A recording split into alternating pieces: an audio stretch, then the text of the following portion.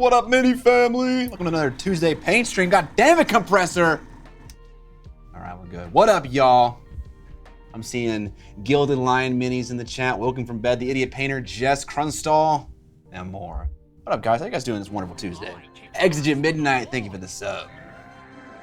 So, today, I kind of made a last, by we I mean me, made a last second pivot here on what we're painting today.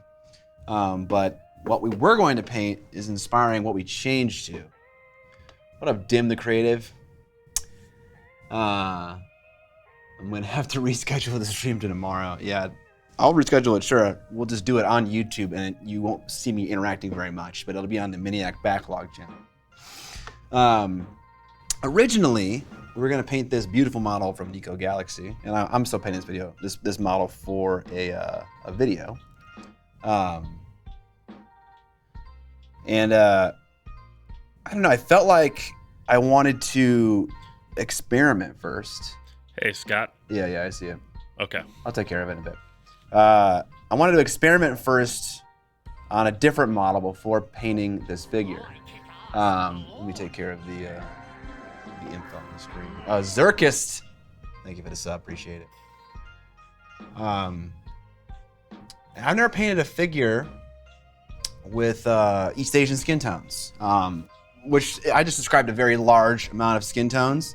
But I've never tried it at all before, and so I wanted to experiment first on a model that wasn't going to be for a video before just kind of diving in on this big old 75mm figure. It's kind of a lot going on with the model, and I want to make sure that I do it right. Engage mini targeting protocol. Yeah, dude, I was absolutely hacking the whole time. All right, yeah. Let's sit here awkwardly while I just kind of figure out. Oh, there it is. There we go, it's off. So, instead of painting this beautiful model named Rosie from Nico Galaxy, which again, I am making a video of, we're gonna paint a Bushido model, which is smaller, and so the time investment isn't as brutal as a 75mm figure. And also, she is of a similar ethnic descent, and so the paint won't be like a waste of time. But yeah, we're gonna give this little lady a shot today, just trying to paint her face, maybe other parts of her skin, to see if my theories about that type of skin tone are right. And in doing so, we're going to use Broken Anvil's new paint line. He's got aimbot.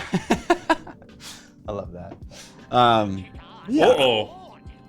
Ho, Crunstall! 10 gifted subs. Thank you, my dude. Appreciate it so much. If you got some subs gifted to you from Crunstall, make sure to thank him in the chat. Appreciate it, man.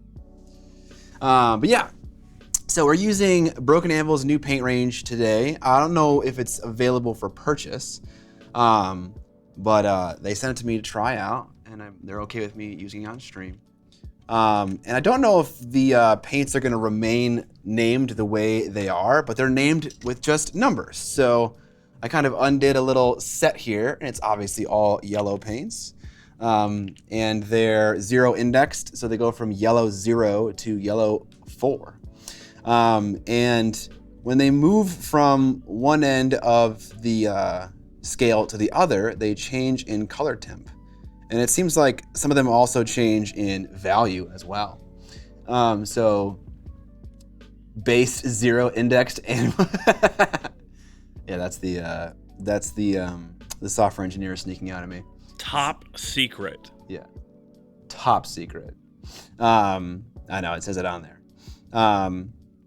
So you can see that obviously the second one is lighter than the left one.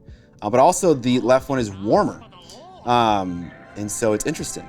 They do that intentionally in each of their sets. They swing in color temp from left to right. Akimbo Go-Gurts, thanks for the sub, appreciate it. Brother. Some of them do the opposite. As they get lighter, they get warmer. So in that case, the yellow got cooler. In this case, the indigo got is cooler. Now the shadow is cooler and the highlight is warmer. So yeah, they don't all follow the same logic. in terms of like which, like, are the shadows always cool or are the highlights always warm? But they all kind of follow this shift, whereas when you go from one end of the spectrum for a certain hue to the other end, they change in color temp, which is helpful. I love that they're actually, Mike Genie gifted 5 subs, thank you. Leaking top secret info again, yeah, I know, I'm leaking it. I mean, I brought up using the paint on stream and like no one batted an eye, so I'm assuming it's okay. I don't think the official name is top secret. I appreciate the transparency in the product. So they just give you numbers from one to the other. So there is no guesswork in what is what. That color is the darkest and it is the coolest of the purple line. And you know it for a fact because it's given a quantitative number. So I really appreciate it. I don't know if that's gonna be a thing in the final range, but very cool. The other thing that I like a lot is that they have some blacks and some whites, and they also do something very similar. So if you look at the whites, for example, we have a warm white, we have a white additive, and we have a cool white. And the intent here is that you would, if you wanted to mix colors, you would mix the cool white with cool colors and the warm white with warm colors. And the intent here is to avoid desaturating colors more than you would want to. The additive is a thicker paint, and it is just used for any application that you would use white paint for. Mama Wolf, thanks for the sub. But again, I appreciate that. It's like they make it so obvious how the paint is supposed to be used. There is no guesswork at all, and I think that's really cool. We are already almost halfway to our next giveaway, by the way. Yeah, damn. Which is sitting somewhere over there. Yeah, so for today's giveaway, because we are testing a Broken Anvil paint range, we have some lovely Broken Anvil models to give away.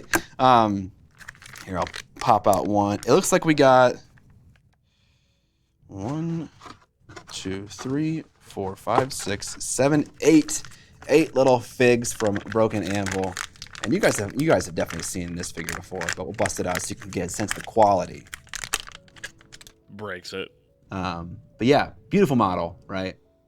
I think part of it is done in Siocast, in 2 different kinds of Siocast, which is why the colors are different. I think the hands are more flexible than the body itself, so the body is going to be easier to clean.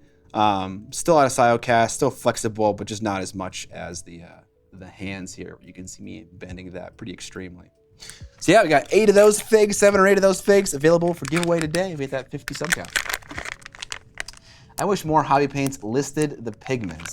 I think a lot of people want that. I just don't know if a lot of hobbyists would really be able to take that knowledge and do something with it. You know what I'm saying? You know what's funny that I found out? Reaper has had single pigment paints for ages.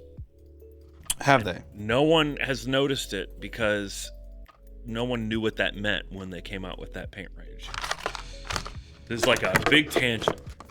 They call them their transparent line, I believe. Okay. And that's because they don't have quite as good a coverage, but they are actually single pigment paints.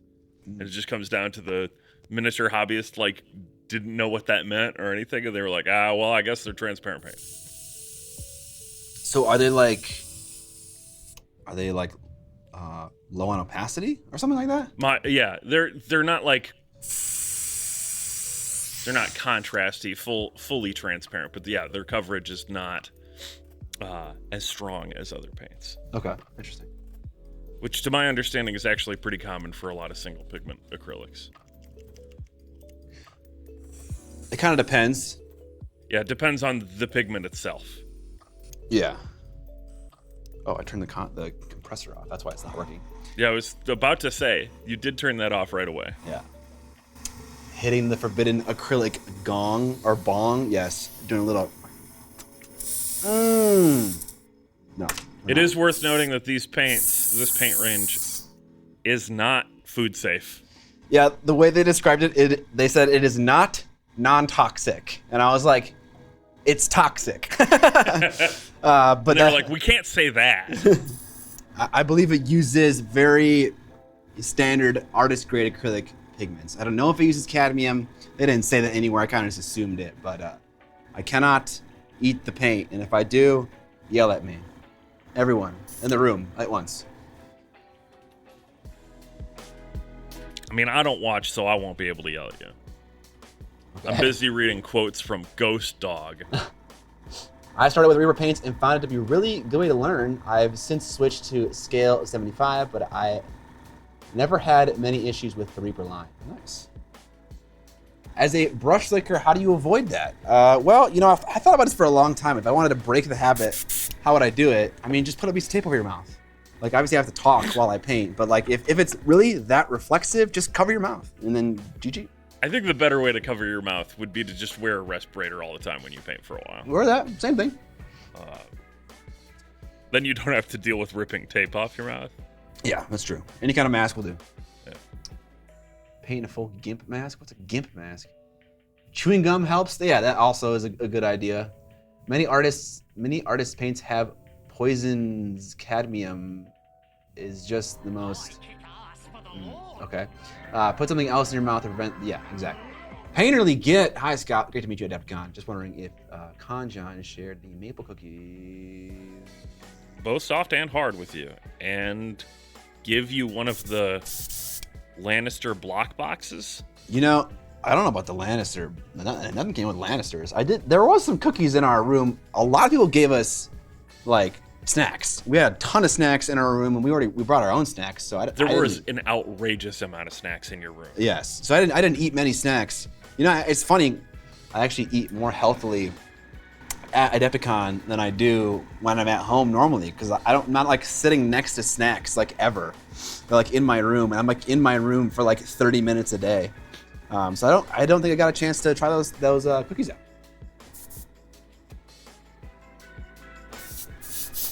All right, I'm gonna apply a little bit of a Zenithal highlight to this model because that's the same situation that my other larger figure is in, and then we'll kind of get started mixing some paint. I did some pre-stream research here to kind of figure out the difference between a Caucasian skin tone and an Eastern Asian skin tone. Again, it's hard to quantify just because there are so many different skin tones just in China alone. To try to really nail it down to an average is difficult. But I had a little strategy that I want to share with you after I do a little Zenithal highlight.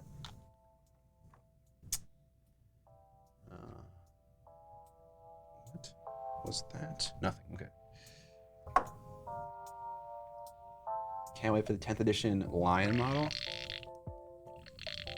Yeah, that model seems pretty sweet. So, I don't mean to throw anybody under the bus, but there's a little bit of tea to share about that figure that I thought you guys might be interested in hearing because it's related to me in a little way.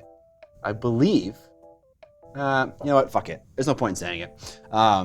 There was someone who leaked the box before it was supposed to go out.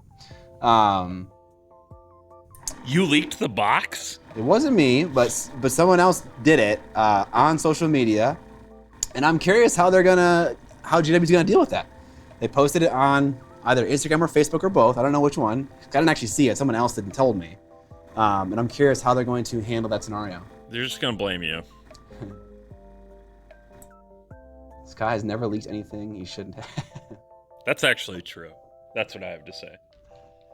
All right, let's fluffy parts. Thank you, Scott, the miniature scapegoat. That's what it is. That's what it is. No, no one's blaming me for that. Thank you for the sub though, fluffy parts. All right, let's get a little Zenithal highlight.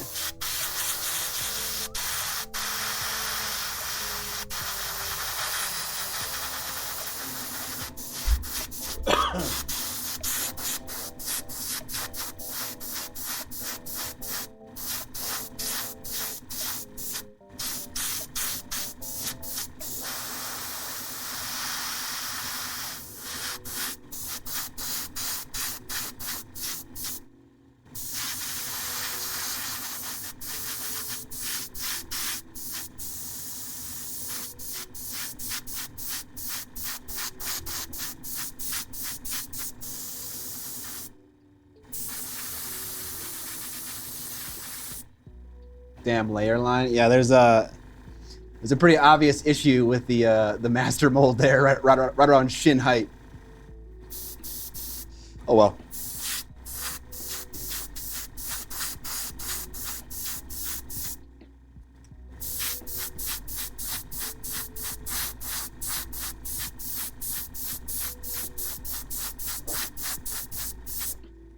All right, cool.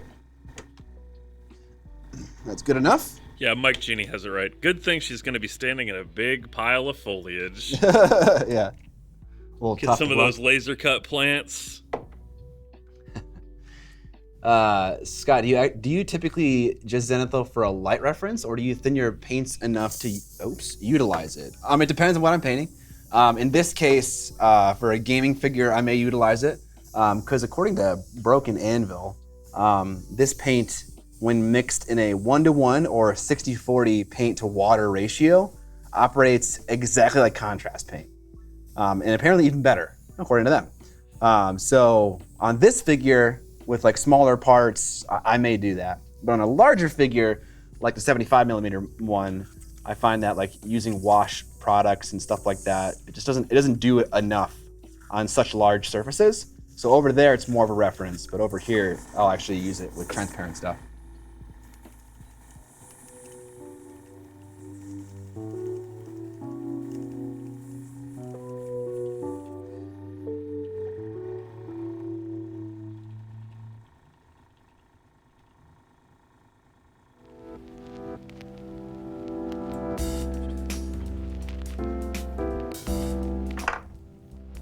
Have you ever messed with Vallejo washes? They seem more like glazes. No, I actually haven't. A very long time ago, because it was kind of like my thing to do, I had a video planned for comparing a bunch of washes from different ranges, just to like see how they compare on similar figures with similar treatments. Similar treatments being like, the same undercoat, essentially, same detail, everything.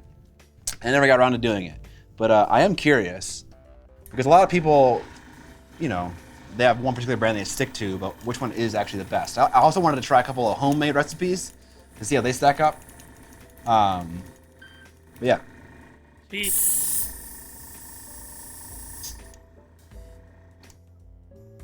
All right. Can you mute my mic temporarily? Done.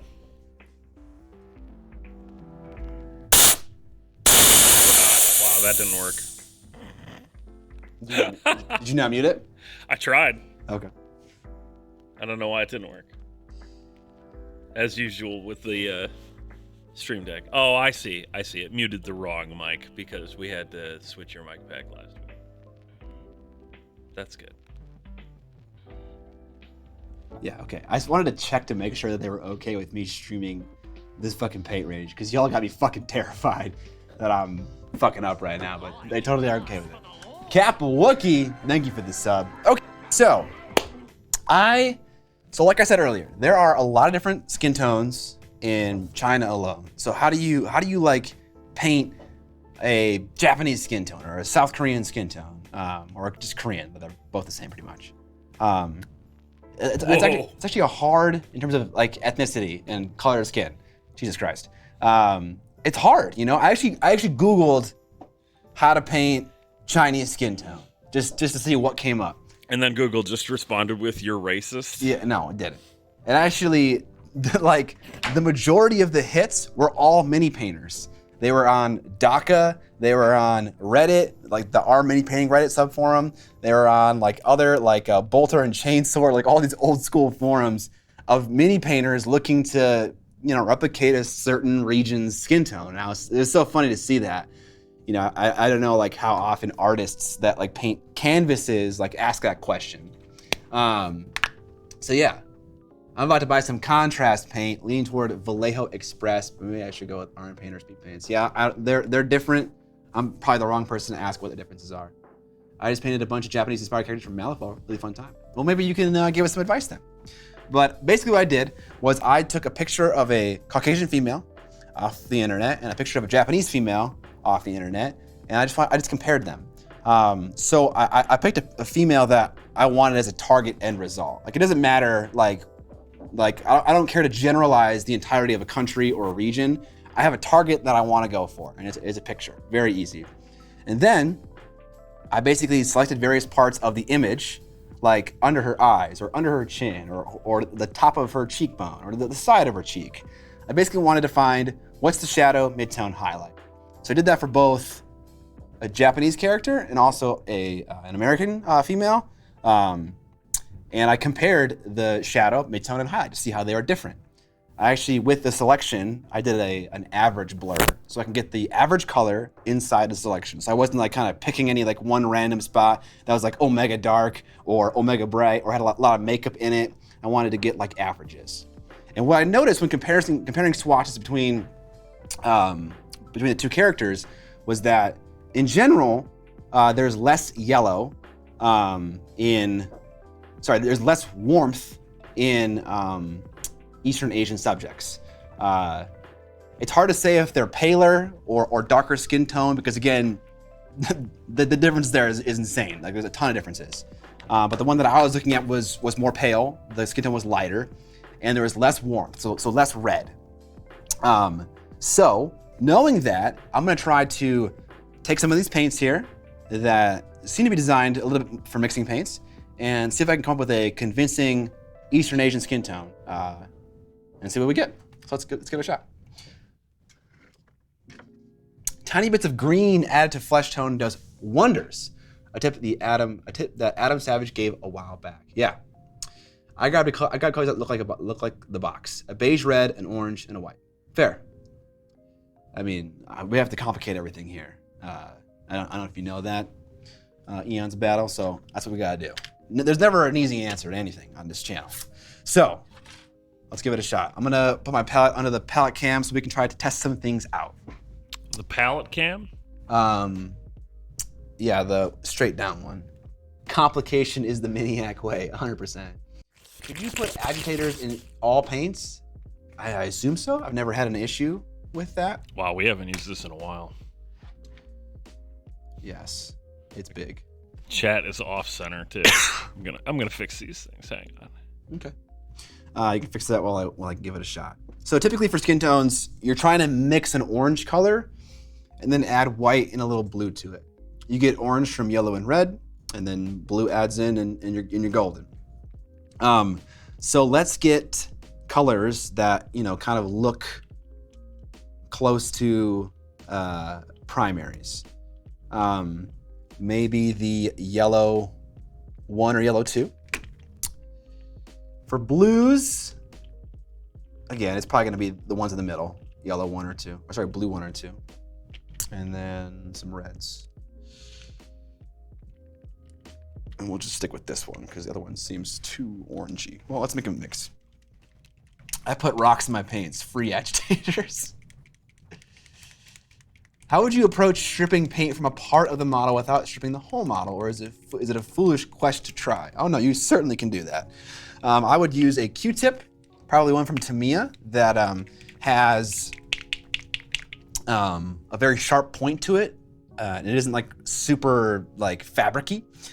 So I'd get one of those and I would dip it in isopropyl and I would just wipe away the paint of the area of the model. You probably will get some of the surrounding area as well, but at least you're not stripping the whole model. Paint is made of rocks. Not all paint. Hashtag not all paint. Dying. Yes. There we go. Don't die. Zendraw is right. They are super stiff, so you have a lot of really good accuracy. So let's too. put That's another nice thing about them. What was that? They're pointy too. Yes, they're very pointy. Speaking of agitators, these ones have some agitators in them. The agitator that's in there, based off of the sounds like the size of a marble. It's a big boy. All right, so this, the one I just put down, and the color's showing up pretty accurately. A little bit more orange, but it is a little orange, so it's got some warmth to it. It's weird to talk about red as if it's cool or warm, but you absolutely can. So this is another red. This is red 3. So I guess when you get darker in the range, it gets cooler. Okay. And let's try out some yellows. Yellows, as they get brighter, they get cooler, and as they get darker, they get warmer. So same thing for the reds, actually. So these will line up pretty nicely. This was 3. Okay. So I'm gonna keep the paints next to each other that are like maybe more cool and more warm, so I know when I'm doing some mixing which tones to use. I'm not even necessarily going to use this final mix at the end of the process. I'm kind of just curious for my own sake, like the minute differences in mixtures that create a Caucasian skin tone and a more of a Eastern Asian skin tone. Is there a better term I can use for like China, Japan, and Korea? No, I think you're fine with that. Okay, because like Oriental is fucking not okay, right? And then Asia is just too big. Yeah. So I don't know what term to use. Yeah, because if you say Asian skin tone, you could be referring to anything from like the Mediterranean all the way over to near Australia. Yeah. What would you recommend? Would you recommend the Neo for a Wada TRN1 for a beginner airbrush for mini paint? South Asian, Southeast Asian. I thought Southeast Asian was Singapore and the like. I didn't think that referred to China and Japan. But okay, it doesn't matter. APAC. I don't know the Roguish Chief. I've never used that brush before, so I can't speak with any confidence. But the right beginner brush, it kind of depends on where you live. If I'm being totally honest. Like if you live in like Europe, the brand Harder and Steenbeck is going to be more appealing to you. If you live in America, maybe the brand for a beginner Badger is going to be more appealing to you. But unfortunately, I haven't used that range, so I can't speak to that question. Stupid work getting in the way of me watching the stream. What up, Hud?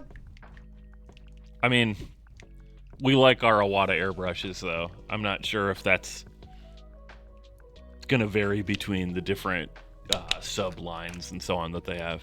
That's true. Yeah, and that's worth mentioning. I'm a big fan of Iwata airbrushes, if that means anything. Certainly my Iwata is my favorite. This paint is bad. I don't know if it's, yeah, it is. You see this graininess? Don't know what's going on there, but let's see if I can get more of a shake. Kelso Cope, thanks for the sub.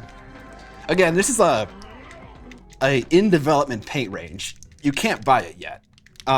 These are like handmade for Scott right now. Yeah. It even says on the side like batch assembled for Miniac or something like that. Yes. So this is not going to represent the exact final thing. Okay, mixing the paint up kind of did something. I'm actually going to take this slightly more indigo blue. So we'll do 2 and 3 instead of 1, because 1 just seems too much like, it kind of seems too cyan. You can't buy it yet. Flex is a nerd, 100%. That's chunky, yeah. It's not real miniature paint unless it comes from the miniature region of France. Oh, that's a nice paint. Okay.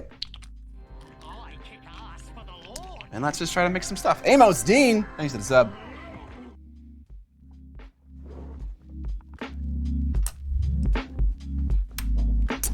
And then can I please buy you a paint shaker, or are you trying to get swole? I mean, if you want to buy me one, I'm fine with that. I have absolutely no problems with people buying me stuff.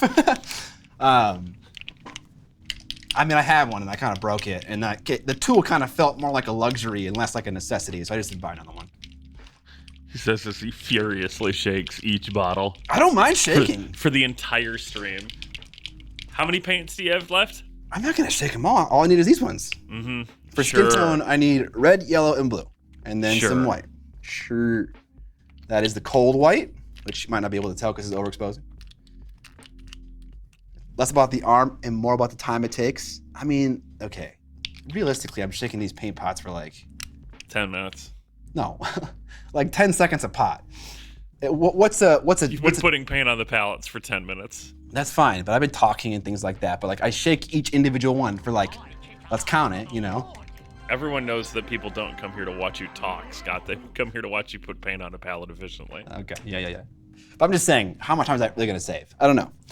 Let's see here. Okay, so this is my this is my warm aisle. This is my cool aisle. Let's see what we can do here. So I don't do this a whole lot, but let's see what happens. So we got our orange. We want just a skosh of blue. And then we're gonna, oh yeah, this is the warm. So this is the warm white. And then we're just gonna mix in some white. And now we're starting to get a skin tone. It's too orangey. we're gonna mix in some blue and some yellow. Whoever recommended putting green in your skin tone, we're effectively making green right now. Maybe some more yellow. Maybe a little bit more blue. And some more white. Okay, we're getting somewhere. Now, I'm intentionally not using the red as I shake it for me as I throw bits at you. The Shadow TS, thank you for the sub. I'm intentionally not using red as we mix more and more skin tone, because one thing I did observe when doing that pixel peeping on those photos was that there was much less warmth in the Japanese subject I was looking at than there was other tones. And that was even backed up when I was looking at because you can in Photoshop, you can look at specific swatches and see how much magenta and cyan and black and yellow are in the tones you're peeping on. And so that was even backed up there. So I'm feeling pretty good about that. It feels a little too yellowy. So maybe what I need is a little bit more warmth. Yeah, there we go. Okay. I'm pretty happy with that color for the East Asian, the PC term, by the way. Okay, wonderful. Does it not have a magenta? The range has stuff close to a magenta. I would say that this is pretty close to magenta. There's a whole purple range that again varies in color temp and also value. It gets darker and also gets cooler. It gets more close to indigo. Okay, cool. So let's try to do the same exact experiment, but using these cooler colors, which may not actually work very well. Let's see what happens. I'll try to use the chunky paint. It won't be that big of a deal.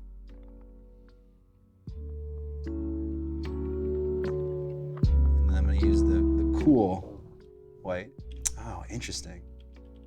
Wow, okay. I wish that the camera was, you know what, maybe it's just overexposing. Is it just too bright? I wonder if it's not just a reflection off of the paint. It could be that. Because of the very direct down-up angle. Same thing we run into with the dice cam on the gaming set. Yeah. Speaking of gaming stream this week, we got Don Haney coming in. Mm-hmm. Finally. Everyone who wanted us to play Frostgrave, it is happening. We're playing it this Thursday, 7 p.m. CST. Travis in the Discord recommends adding ochre to the midtone for East Asian skin tones. Yeah, I don't necessarily have ochre. Yeah, and there is an ochre color here, for sure. I'm just trying to mix it from primaries, just so I understand for myself how these tones are different than other skin tones. Just because it's fine to take a bottle that says Japanese skin tone on it and then apply it to the model. But I'm kind of just more curious what makes them different, just so that I know whenever I want to use paints how to make a skin tone if I want to. Okay, cool. What I'm noticing is that I'm adding a ton of this cool white, and I'm not getting much more value out of it. When I was adding the warm white, it boosted in highlights so fast. Whereas this one I'm adding a ton. This feels less green, which is really weird considering that I'm using the cool colors over here. I would have thought for sure that these would appear more green, but they're not. The mixture over here that I got from using the cool colors turned out warmer than this mixture, which is kind of just very confusing. But Zero, good evening, my dear greetings from Germany, and paint more minis. Hell yeah! What up, Zero? The AI says to add a small amount of burnt sienna to the midtone. The AI, man, can't escape AI, can I? All right. Let's try Travis's recommendation. Let's go for a expedited route. We'll take some of this ochre and then we'll mix some white into it and see what happens. Hey boys, just bought the Wrath of the Soul Forge King box. I don't, no idea what that is. No idea. All right, got an ochre-ish color out, and you can kind of see that ochre. I mean, it's just a mixture of red and yellow, right? So it's nothing crazy. I'm gonna put some warm white over here, and then some cool white over here, and just see what happens. The cool white should look more green, and it does. You can see the little bit of blue in there is mixing with the orange in here and the yellow in here to create kind of a greeny tone. But it's pretty similar. It's pretty damn similar. Okay, interesting experiments. Let's start to paint a mini and see what happens. Vashtor Miniature and Friends. Don't talk shit about AI, dude. I will not. I fear it. I fear it too much. Okay. We'll move away from the palette, and then we'll start to paint this fig with some of these mixes we got going here, just to kind of see if what we're achieving is, you know, even remotely close to the ethnicity we're shooting for. Okay, so, you know, I'm gonna use the coal colors just because they look better. Oh,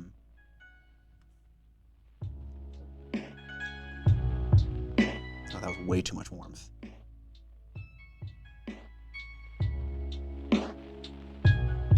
Swear to God, chat, the music choice is not intentional here. What's happening? It's just playing some comically cliche Asian-inspired stuff. You could skip the song if it's not good.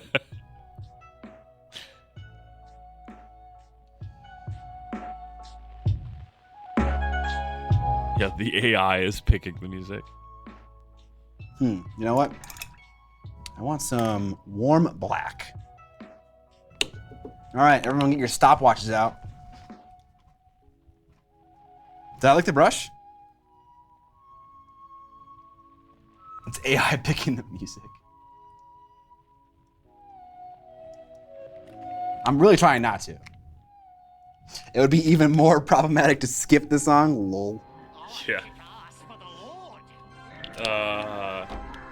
15 seconds of shaking, by the way. Okay. And again, how much time would I require with a paint shaker? We're talking seconds shaved off here. Efficiency matters.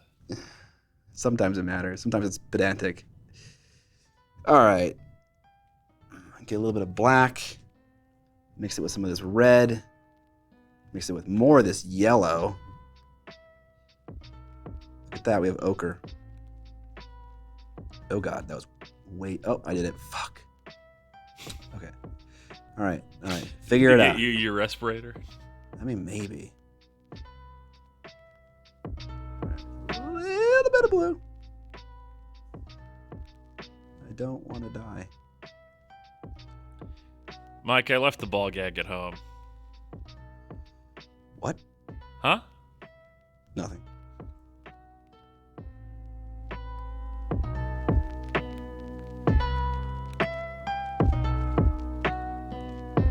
More black in here. The shadow that I saw when I was like kind of looking at the values in Photoshop was very brown. I'm like really close to orange and ochre here. I'm not really close to what I think a shadow should look like for a skin tone. All right, let's try that out. All right, can't lick this paint. All right, okay.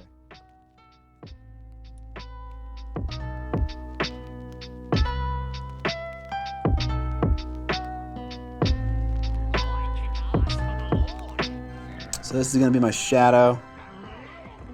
Lovable oaf. Resubscribing 25 months. Hell yeah. 2 years of scuff. Thanks for this sub, Love Blow. Appreciate it. And the idiot painter. Hey. Subscribing 8 months, but only a 1 month streak. What happened? Your streak was interrupted for some reason.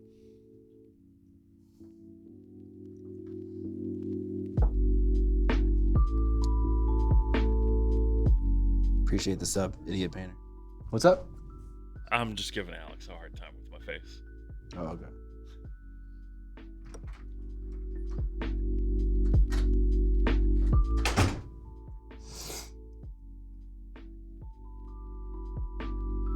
Just put tape over your mouth, bro. I can't do that because then I can't talk. I mean, I can talk for you the whole stream. Okay. I don't think I can handle that. What else did we get here? Oh, finally got the PayPal account linked properly. Sorry it took so long. Dude, no worries at all. No worries at all. The mold lines on this figure were virtually non-existent, which was super nice. But there is that obvious print line that ended up in the master. And there's also some roughness that you get when you are casting with pewter models. But that's actually really easily polished away with a little bit of steel wool. Oh, this is pewter. Yeah. Oh, okay. I'm wrong. Thought it was resin. Nope.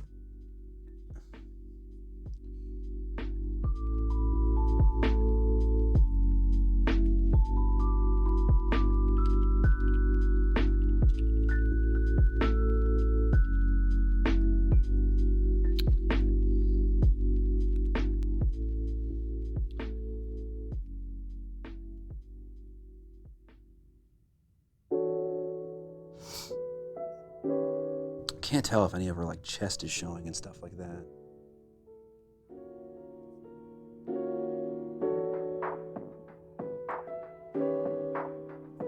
Scott, what other cons are you going to attend this year?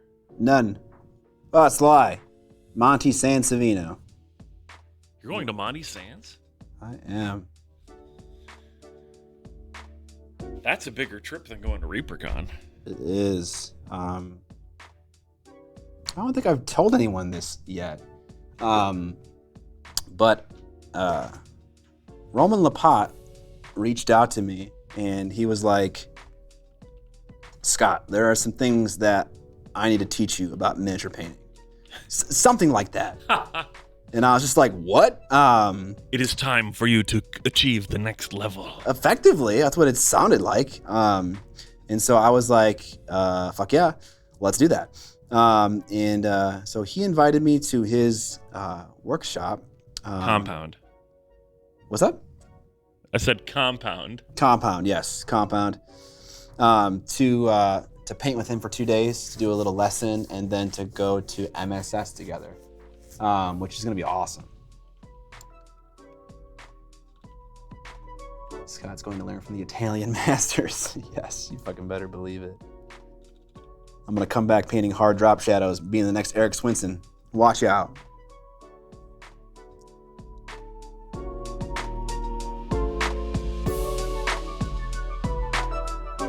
I don't know. The skin tone that I am painting on right now, I just mixed a little bit more. It looks too yellowy. It just looks like ochre, which in my opinion is too yellowy. I know sometimes people think that Asian skin tones have more yellow in them, but I do really think it's the absence of red that they're talking about. And I'm kind of being a little kludgy right now. I'm just kind of painting on this yellow stuff. I don't think this is exactly the right color that I'm going for though. Which I'm super glad that we're doing this experiment then, because like I would have just painted the Nico Galaxy face with this color and then moved on. But now I can actually go look at my reference photo and do a little bit more playing around, trying to figure out how to get the right color.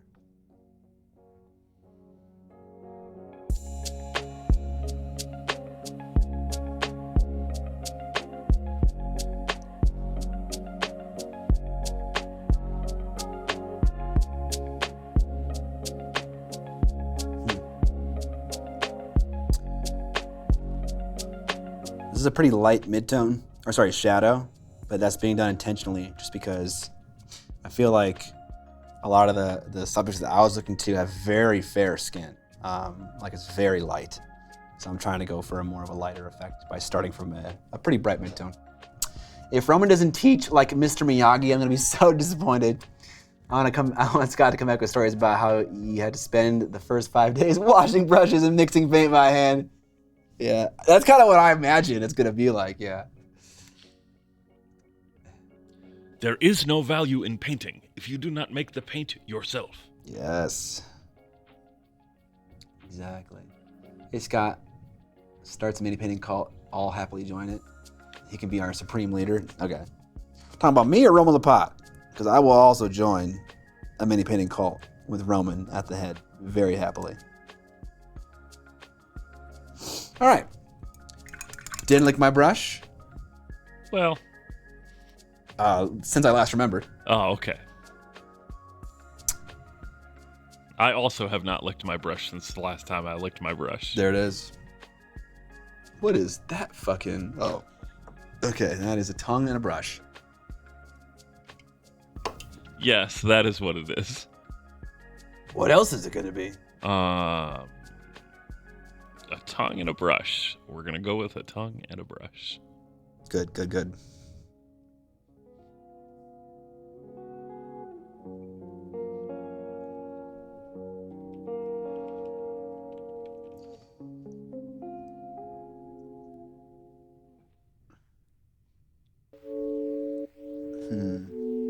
Man, the really annoying part about mixing paint is just that I feel like you never mix enough what you have to do.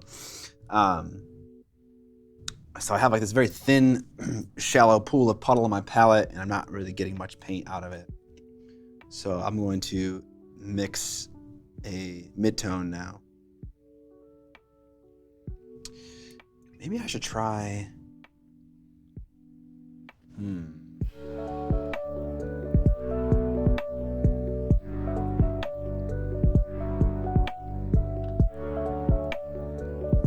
I'm gonna mix some more color than I need.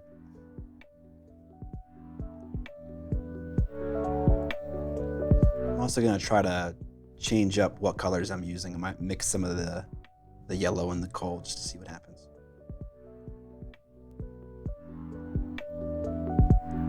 You know, Scott. Yeah? In ancient cultures, bears were considered equal with men. Okay. Is there more to that? No. Okay.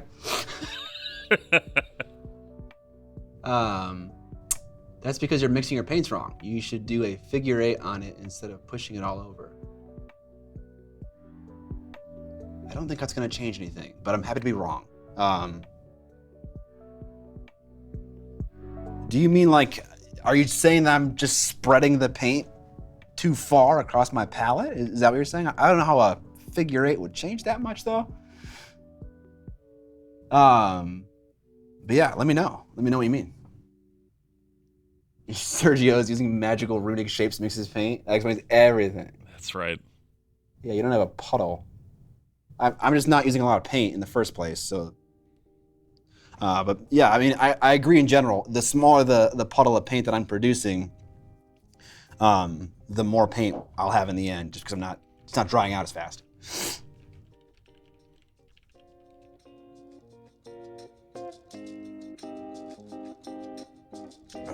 It looks too red.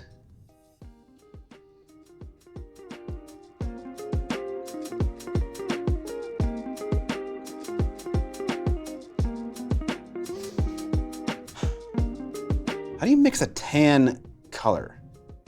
Is it just yellow, black, and white? Is that all it is? It might be. I might mix some black in here just to kind of desaturate it a little bit. Even though it's a highlight, it just seems too yellowy. I want it to be more tan.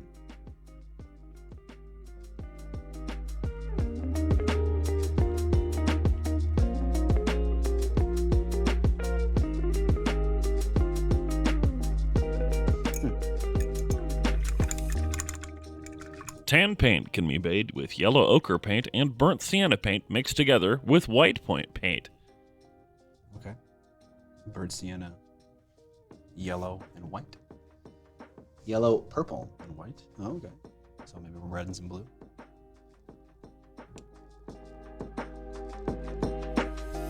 Maybe that blue and yellow aren't turning green the way you think they are. Maybe. Yeah. Should you mix up a green separately and then mix it to knock down the red? I certainly could. I certainly could.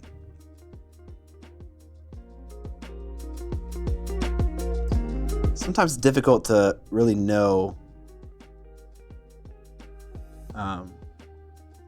What you're doing? know what a paint's gonna look like until you actually apply it on the model and it dries. Yes.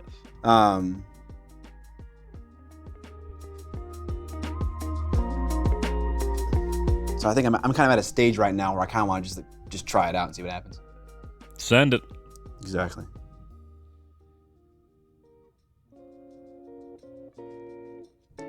Model has eyebrows.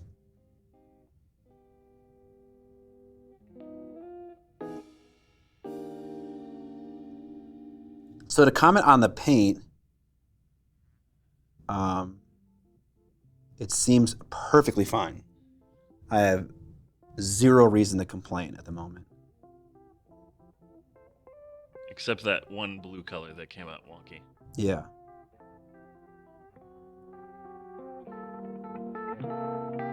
Also, the highlight color that I'm using right now is just excruciatingly bright. It's way too bright.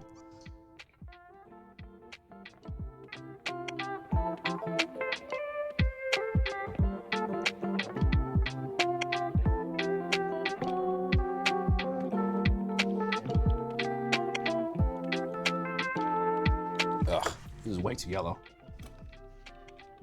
What kind of paint is it? It's broken enamel paint. Secret paint you can't buy. That's right. Does it dry down less bright? I don't know. I guess we're gonna find out, you and I. I'm gonna put a little bit of black. How about so much for a little bit? Jesus fucking Christ. Don't mind me. Just ruining my paint.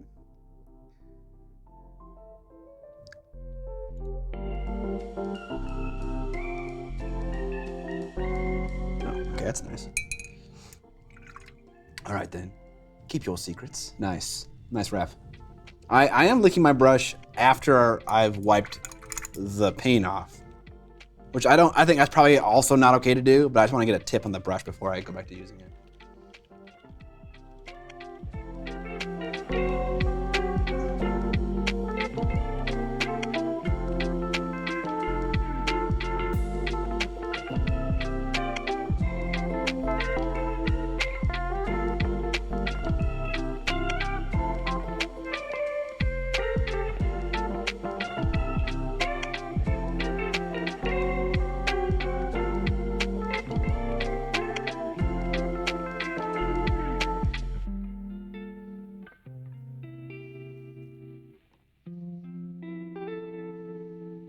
I would love a Legend of the Five Rings skirmish game. That's a card game, right? Eventually, you just become immune, right? Yeah, just little bits. Yep, that's how it works.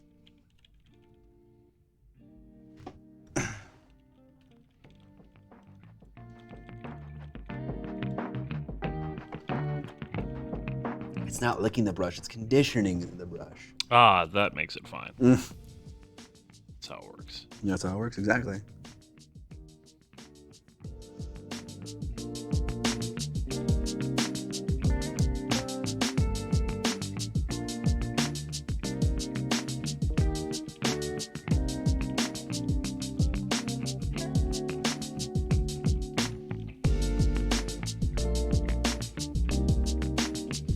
I mean, it's not looking like a skin tone. It's just not what I was going for. All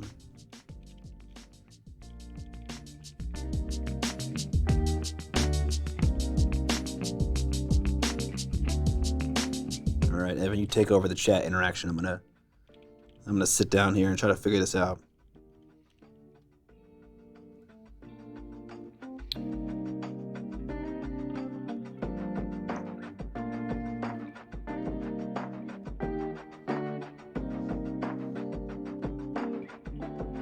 I wonder how long it's going to take for chat to directly contradict itself in every conceivable way. What do you mean? Like, one person will say it's too yellow, and another person will say it's not yellow enough. Well, I mean, chat isn't just one person, you know? I know, that's what I'm saying. It's like, I'm waiting for the bingo card, basically, to be completely full. Okay, sure. That's kind of fun. Twitch chat bingo. We are all Chad, Scott. It's too yellow, man. It's not sitting soft enough. What do you mean by sitting soft enough? There we go. Free space. I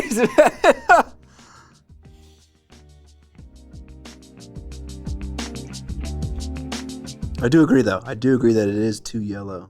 I think the free space is someone asking, hey, did I miss the giveaway? Yeah. Wait, isn't the free space just free space? Isn't that what it's supposed to be?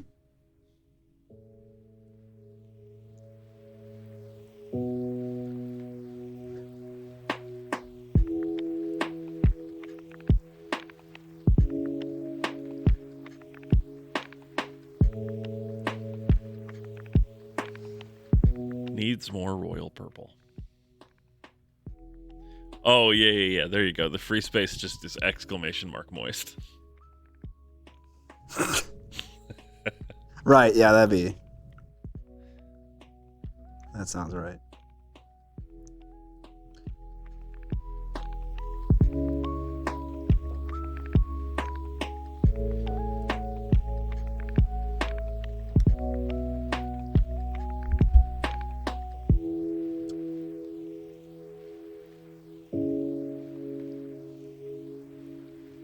You can also adjust the results we're getting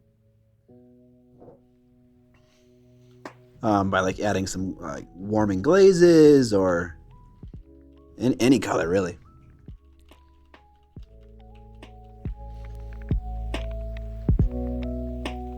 The Blurple Void painting is spot on though. Blurple Void painting? When are you gonna play Frostgrave?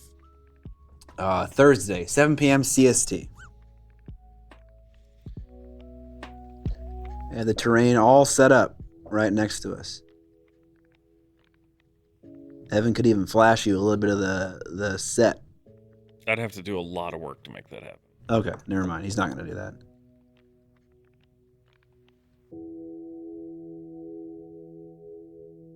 Let's see what happens. Computer, turn on the gaming set. Interesting. I was going to see if there was a difference in either the painting cam or the face cam after those lights turned on, and I couldn't see any difference. Very, very slight, if anything. Yeah. What kind of wizard am I using? I'm using a necromancer. A necromancer?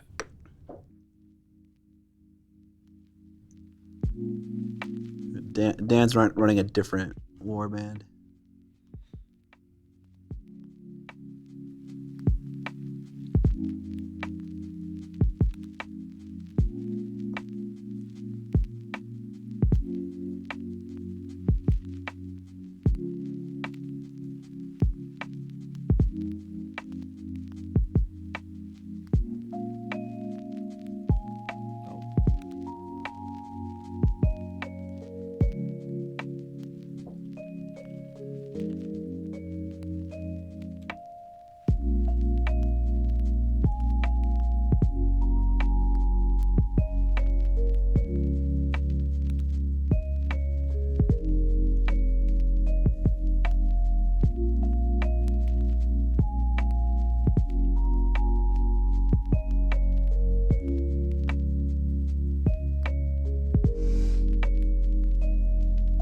Is it going to be a learn how to? Is it going to be like a learn how to play mix? Yes, we have already. We did a demo on Sunday just so that Dan and I can kind of learn how the game is supposed to work, what the phases are and stuff. But we will absolutely be explaining the game like we are novices. But we wanted to kind of grease the production wheels, as it were, so we weren't like wasting a bunch of time being like, "What does that spell do? What does this do?" So we're kind of a little bit more familiar. Did we bingo? Would you avoid a magento for the shadows on this particular skin tone? I think I would avoid a straight up magenta, yeah. Just because, again, I hate magento. It's just not, there's not a lot, there's much less warmth in the skin tone than a Caucasian subject. Not much less, but a little bit less. It's actually kind of weird.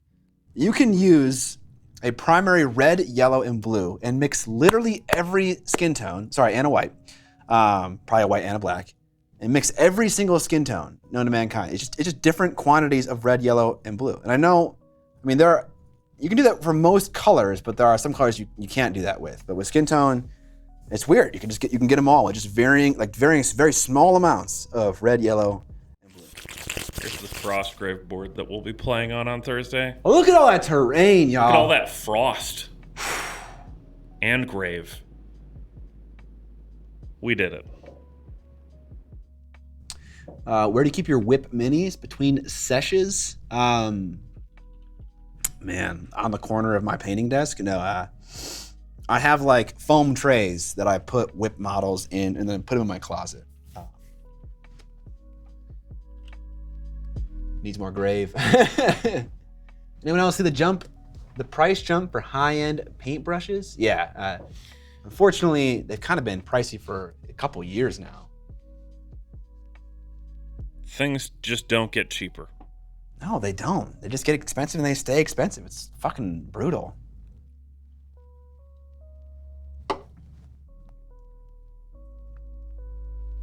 Goddamn, that is neat. Thank you, Bossel Baron.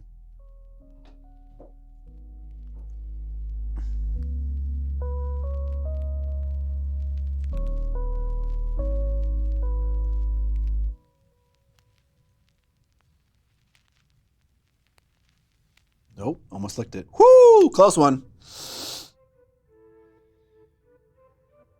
Brush dodged. Yeah.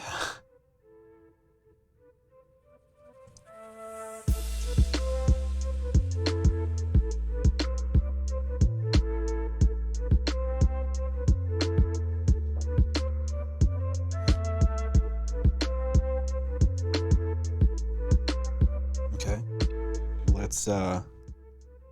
Let's do some eyes here. Team Fuck Eyes, where are you at? I'm painting eyes. You know, this model actually has some pretty decently sculpted eyes, so it shouldn't be too bad. Price of weasels. That's how they get you. Rosemary & Co. are pretty cheap in comparison. Nice. See you, Dim the Creative. All right, back to painting. All you, Evan.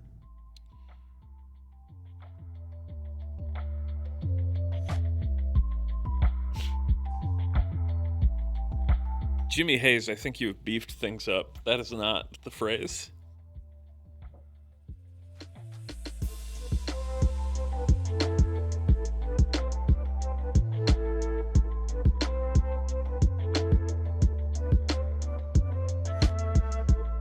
It does seem like Rosemary & Co. has seen a big upswing in the miniature painting market in the last year or two. And maybe that's just down to price or availability in the States. Why have you noticed an upswing? It just seems like they get talked about a lot more. Before the pandemic, I was aware of the company existing, and I didn't know of anyone who used the brushes. Okay. Everyone I knew of either used Raphael or Da Vinci brushes. And now every time people are talking about brushes, a lot of people are like, Rosemary & Co. I love me my Rosemary & Co. It sounds just like that. Yeah. It's life of the game store, man. Rufus says, we are in an unprecedented in recent history greedy grab of companies using inflation as a covered rank. I was trying to skip over that. Why? Because otherwise we get embroiled into a big conversation about what inflation is. Oh, okay. Well, I mean, this is just Rufus's opinion. I mean, that's fair. Yeah. I mean, yeah, it sounds like a good theory for sure. I don't know if it's necessarily true. Monument brushes for the win. Yeah. I was in a meeting with Jason actually today. I've never tried out his brushes before. I should give him a shot. I have a whole smattering of them if you want me to throw them on your desk sometime. Sure. Got them right now? No. Okay. I'm looking forward to that timber saw conversion, Huddleston. It's gonna be fucking awesome. Timber saw.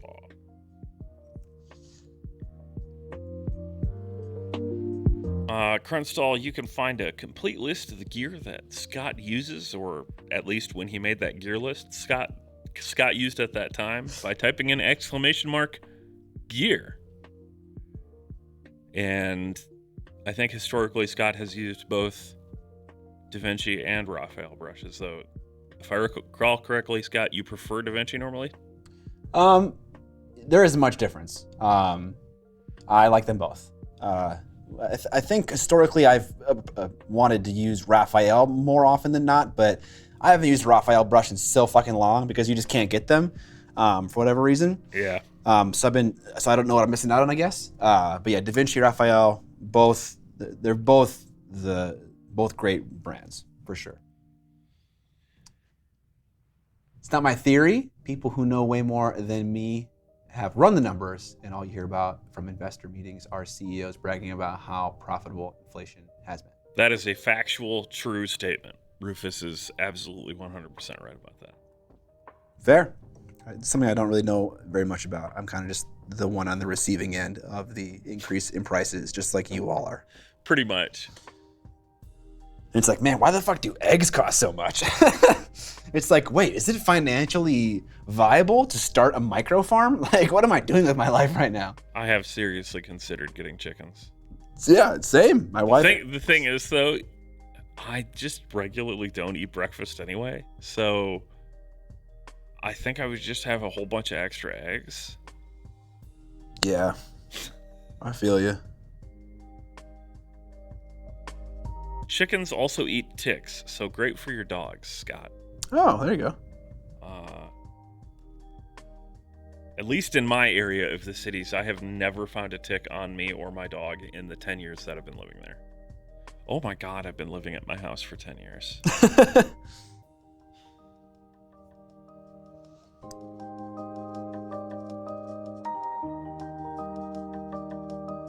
Jim Cremini says, y'all should give Battletech Alpha Strike a look. Much simpler than Battletech, super fun, fast pew-pew games. To which I say, why would I want simpler than Battletech? Right. You play Battletech because you like the complication. I want to be able to roll through armor critical on someone's cockpit on just a whole smattering of dice on dice on dice on dice on dice in a 1 in a billion shot. Kill the pilot the first round of combat. Any plans for an Infinity Spotlight? Not at the moment. They actually emailed me in the last week and was like, hey, you want to do something? And I was like, let's try something. And I've never offered a sponsored stream, a sponsored gaming stream to anyone before. But I did to them. And I was like, hey, we'll play your game on stream and we'll give you a shout out once every hour or something like that. And, have a link in the chat where you can go buy it. And we'll try out doing a sponsored gaming stream. And I have not heard anything from them. So maybe they don't like the idea. I did email them a very long time ago, like 5-6 years ago. And I was like, hey, let's do this thing.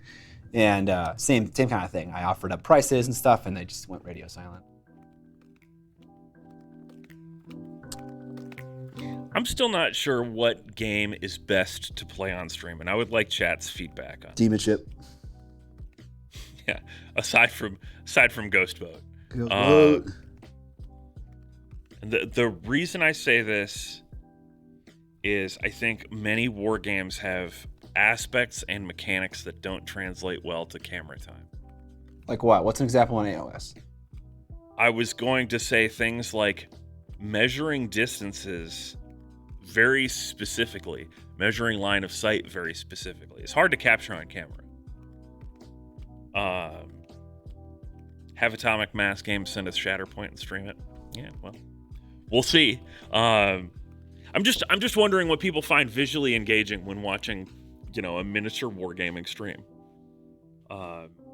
Obviously, cool painted minis are always great, but oftentimes that is not the case.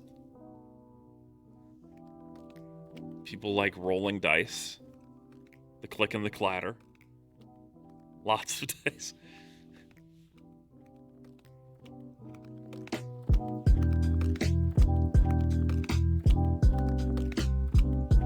It's interesting how often we end up talking about gaming on the painting stream. The only reason to paint minis is for gaming. Okay. Like 30 minutes after talking about going to Monte San Savino.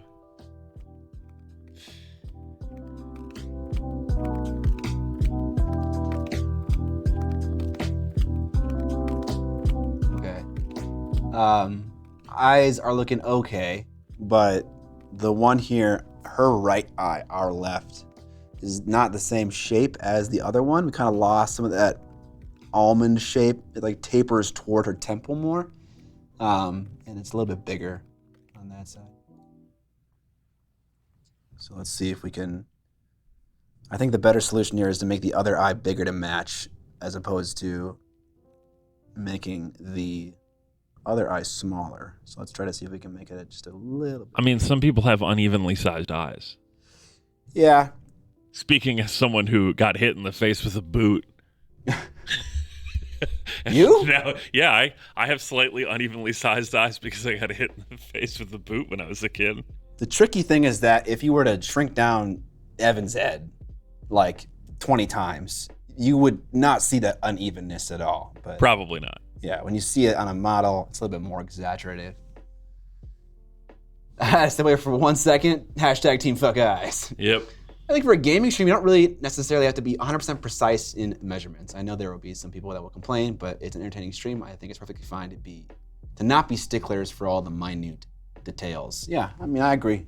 I agree in principle, but I also know us, and many of us want to play the game right. Yeah. I mean, I'm a little bit of both. Like, I don't like. You know, we have a lot of deep thinkers here that want to have. You know, I'm definitely included in this.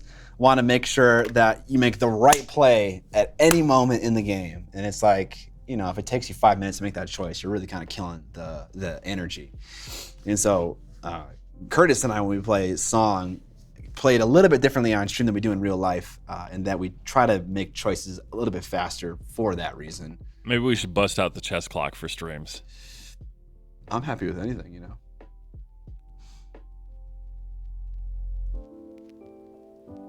Not true, Scott. Instead of making one smaller or larger, try to match. You can also flood them both with a wash and call it a day. My man. Yeah. The only issue with these eyes is that there is no sculpted eye. It's a cavity, and so you have to kind of interpret the eye a little bit more.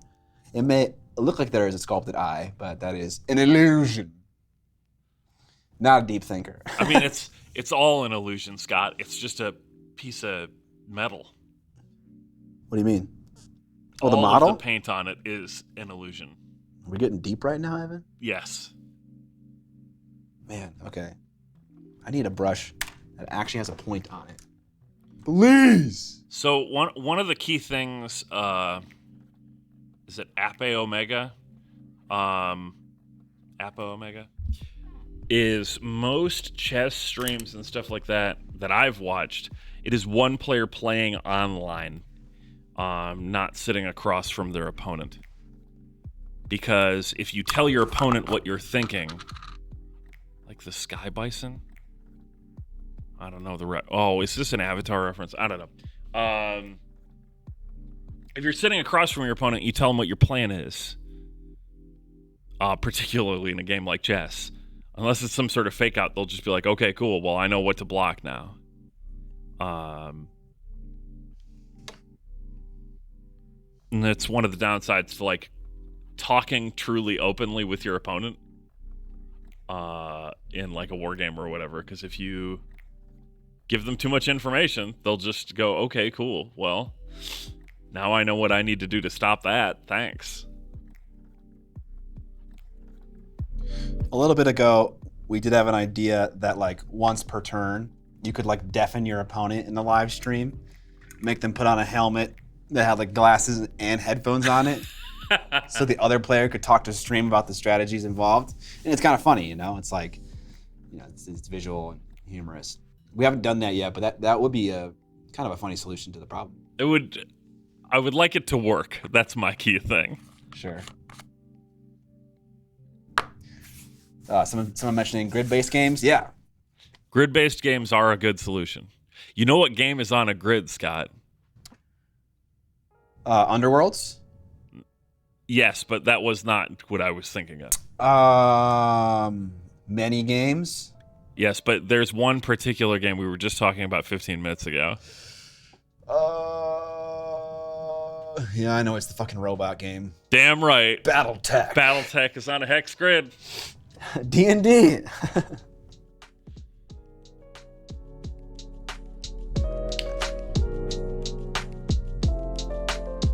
D&D and BattleTech are secretly the same game.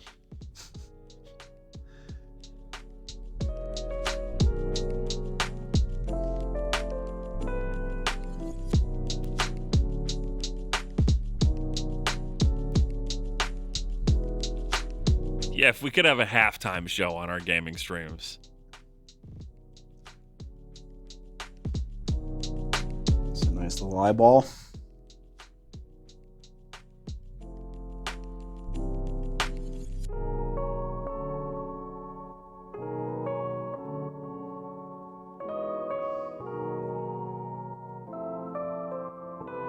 You're pretty good, stream.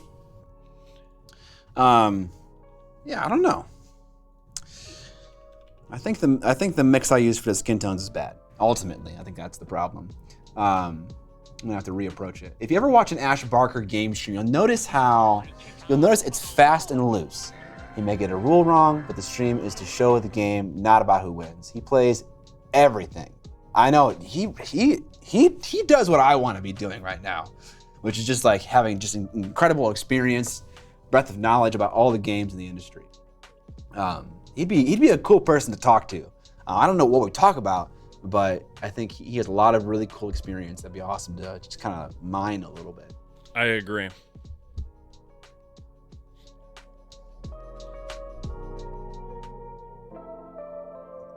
Okay. Ben Joe, by the way, subscribed with Prime 5 months in a row. Thank you, Ben Joe.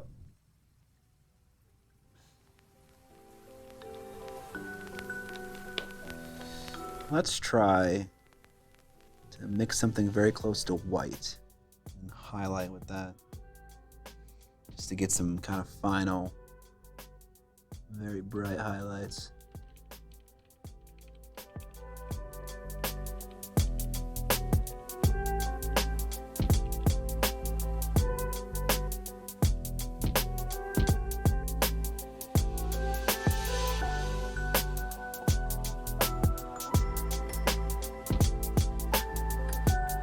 I do like the idea of halftime show type interviews with wargame players where they give vague, stupid platitudes. Yeah, not gonna lie, the double turn in the first half of the game kind of ruined my plans, but as long as we can come back, roll some sixes, we're still in it to win it. Is this like a sports reference? Yes. Scott, you play sports. Yeah. I mean, kind of. Volleyball is a mostly sport.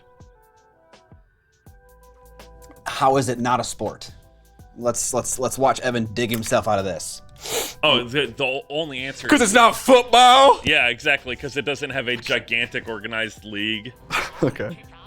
All right. Yeah, but no. So what's your point in that I play sports? I should know something about that you should be familiar with the memes, sportsisms. Okay. We're gonna get out there and give it our all. Give it our all.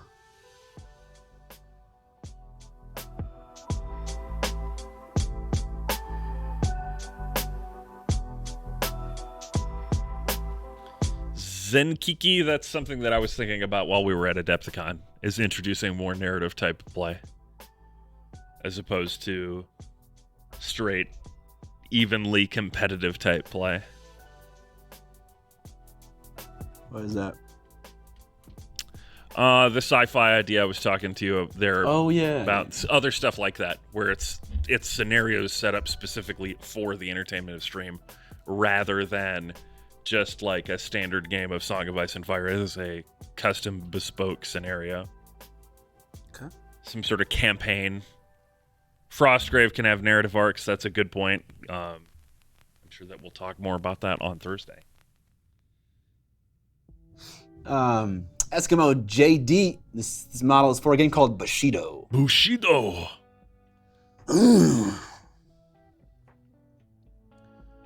Bushido. It's pretty cool. It's got some mechanics that are similar to Guild Ball. According to the guy that gave us the demo. It's got some mechanics that are allegedly similar to Guild Ball. Yeah, I played the game and I was like, I didn't see what parts were like Guild Ball, but Shatterpoint though has some things that are very similar to Guild Ball. I know. Arena Rex has some things that are similar to Guild Ball. Yes.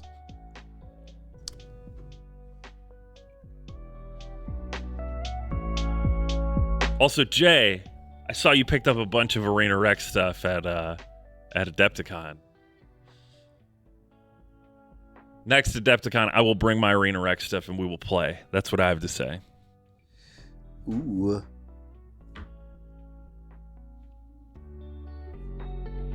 You have Arena Rex stuff? Bro. Yes.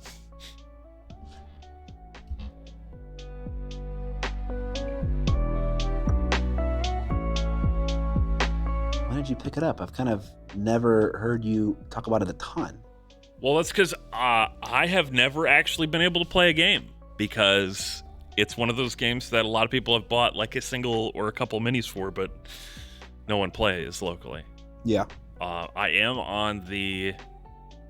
Let me actually look at it and get the name right. Give me a second here. Come on, Discord. Don't fail me now.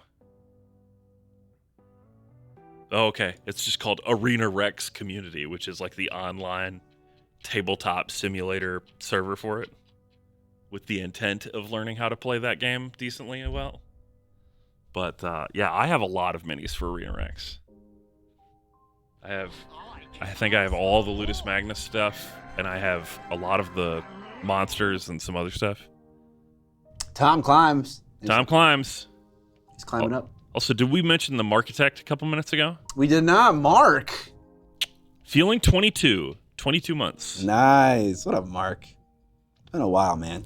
From what I understand, Arena Rex is basically completely self-distributed by like the guy that makes it. But I have the playmat for it. I've got a bunch of minis for it. The setting is my jam. The mechanics seem on point. The minis are generally very, very, very good. Even though one of my guys had a really horrible mold shift, but I just made it work because that's life with resin minis sometimes.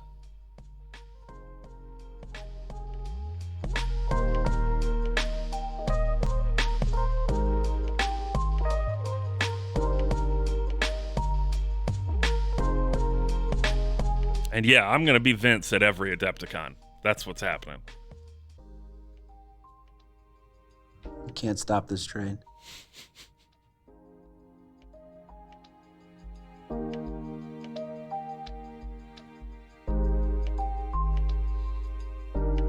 What I have to say is I'm starting a movement. In 5 years, I want Adepticon Friday to be a celebration of Vince EV. Everyone at the con is dressed up as Vince. I mean, he and I were joking about, like, if he was double booked, just sending me to do something. Be perfect. With an appearance by real Vince EV.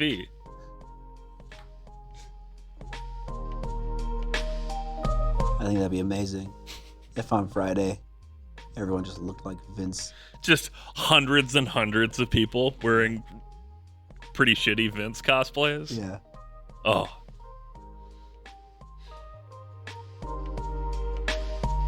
We need some more separation between the lower lip and the chin and the two lips in the middle.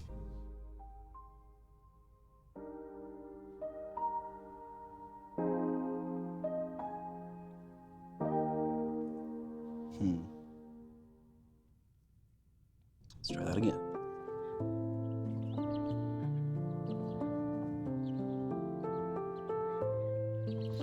Honestly, Vince on his merch store should sell the apron. Premium embroidered apron option. I don't think he has a merch store, really. Not really, no. I think there's like a Teespring or something where you can get the Warhammer Weekly mugs and that's it, or something. Yeah, which maybe you might be able to put an apron on one of those websites.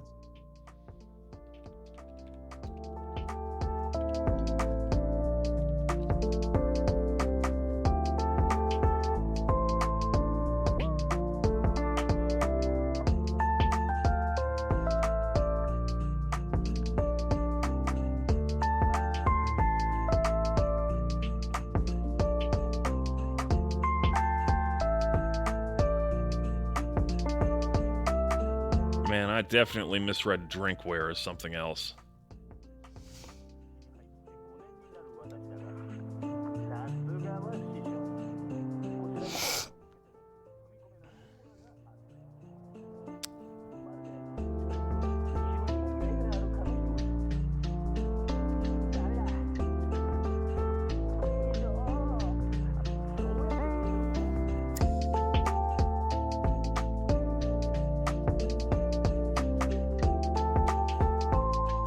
Faces come a long way pretty fast.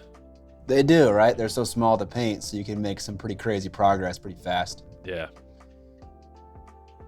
How are you feeling about your tones across the board? I think it's too yellow. Yeah? Yep. I am going to stop painting the face though, like with the normal skin tones, and start to introduce some warmth and stuff. I'm gonna try, instead of using the typical red, maybe to use something more orangish. So we'll go with, is that the right call though? I don't know. Where's the darkest red? The darkest red. Here, we'll use this color.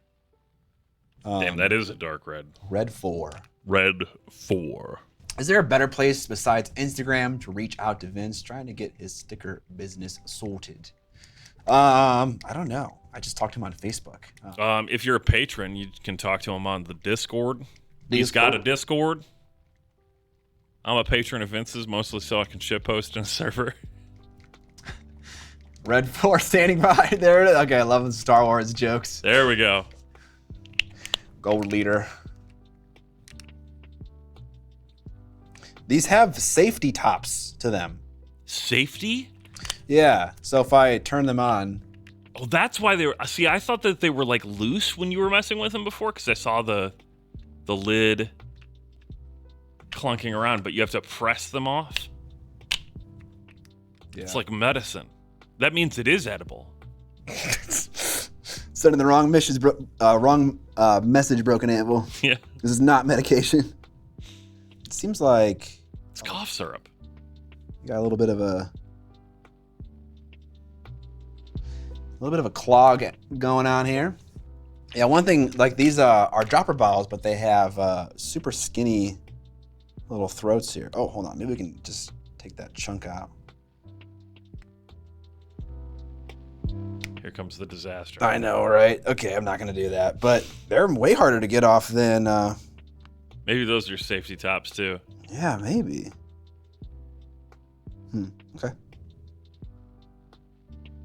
I will point out for the one person that's looking at this, that airbrush needle was already ruined. Oh, God, yeah. I mean, look at it.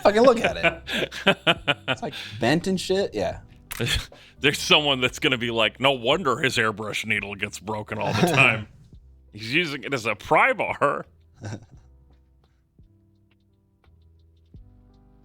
A clog or just never opened? None of the other paints had a seal on them, and this one didn't either, so it just kind of opened up.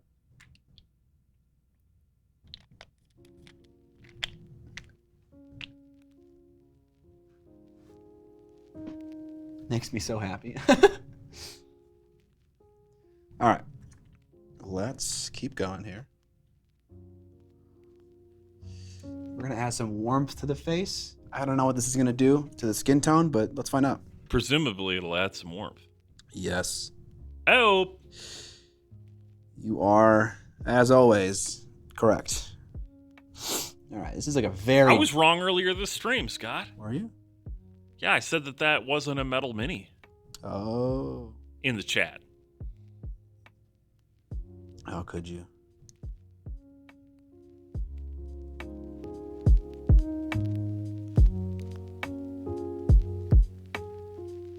I'm actually kind of shocked that it is metal, considering that it is a 3D printed master. Yeah. A lot of companies still choose to use metal as their casting medium, just because of price and availability. You say that. My understanding is that the price of metal has made it economically challenging recently. That's true. But also, to cast metal models is cheaper. That's true, yes. Speed of production is also theoretically higher. Yeah. Actually, I don't know if that's true. I guess if you get it all set up with plastic models, it goes pretty quickly. It depends on what kind of resin or plastic you're shooting. Kind of went a little too ham with the red on the right side of the face.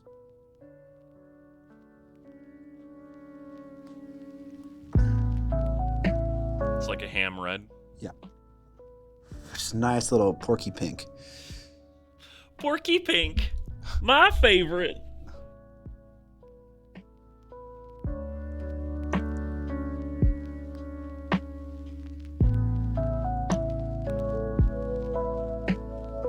Okay.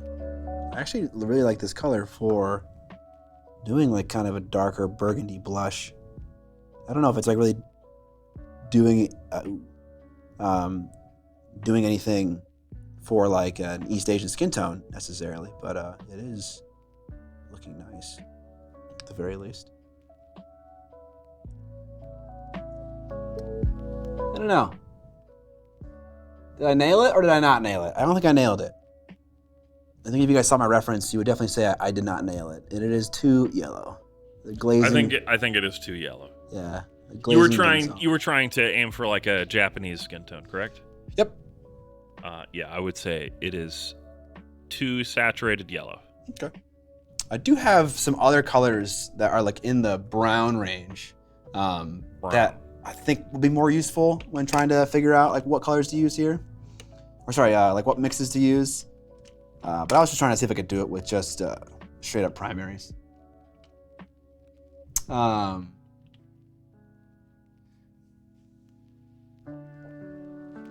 What are some of the key factors to decide what color to prime a mini in? Oh, hey, look at that. I was about to feature that one. Nice. I mean, it depends on a lot of things, honestly.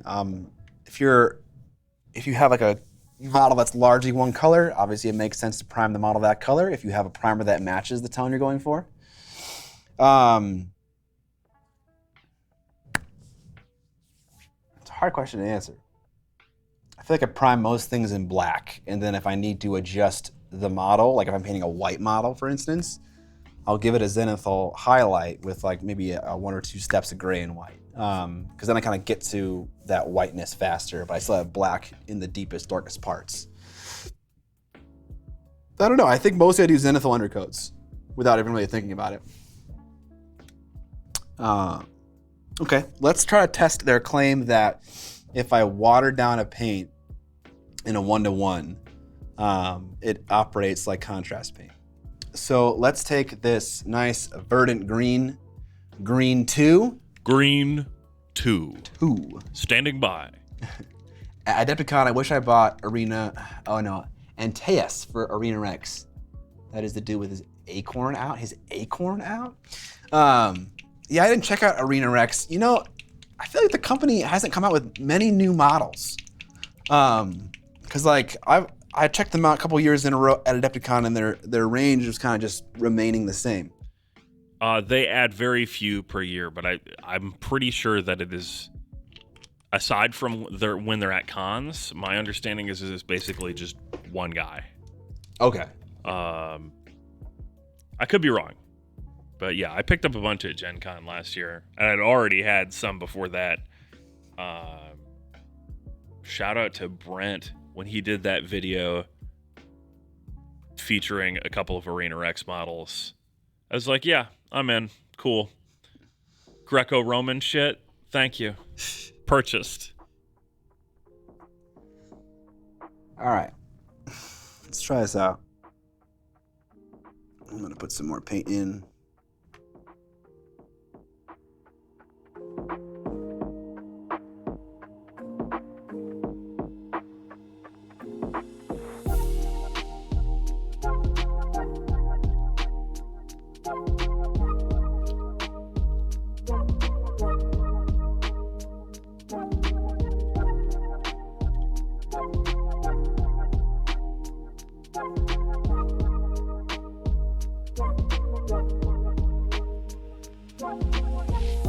trying. Oh wow. I applied the paint here, and it ran all the way over here. Just water, no surfactant at all in this paint. That's kind of crazy, actually. I'm gonna see if I can soak some of that paint up a bit.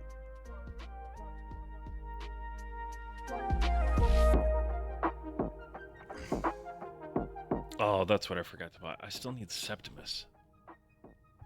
Oh, the evil-looking Egyptian dude? No, he's the last of Ludus Magnus that I don't have. All right, I'm gonna add some more paint, and apply it as a speed paint, contrast paint to the back of the model here. I'm gonna add even more. The thing that I feel like I'm fighting against right now, in this being a contrast paint equivalent, is that it isn't really tinting the tops of the snake scales very much. They're staying largely white. And now if we look at how this is drying, I mean, this is doing nothing, right? It's not really, and maybe I put too much water in, that could be the case. Let's give it another wash. It's always important to remember that just because it's not working for me, it doesn't mean that someone's claim isn't true.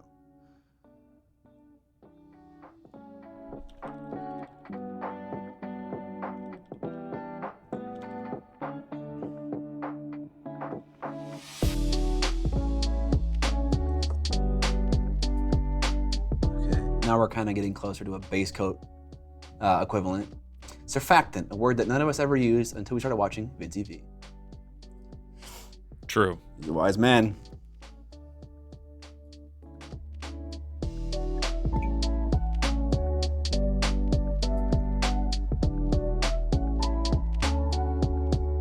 Okay. I mean, that is what it is. It looks better over here, but I'm not getting that contrast vibe that I want to be getting. So let's see if we can grab a green here from Speed Paint. We'll use Orc Skin. We'll apply it to the other part of the snake to see what it looks like. Man, Nightbot really doesn't like Gilded Lion. What'd he do?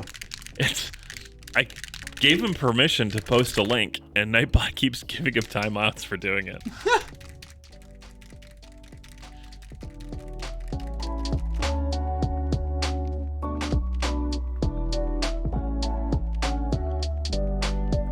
Whoa! Okay. That was clogged. Just got some speed paint on my palette. Oops. How many till I get permaban? All right, so this is just pure, unthinned orc skin from Army Painter. Let's see how it compares.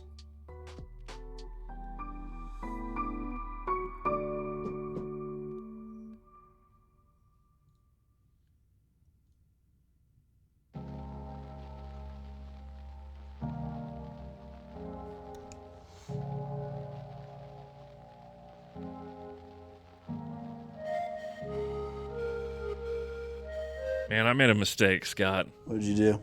I went on the Arena Rex website, And then what? clicking on things. Buying things? I might.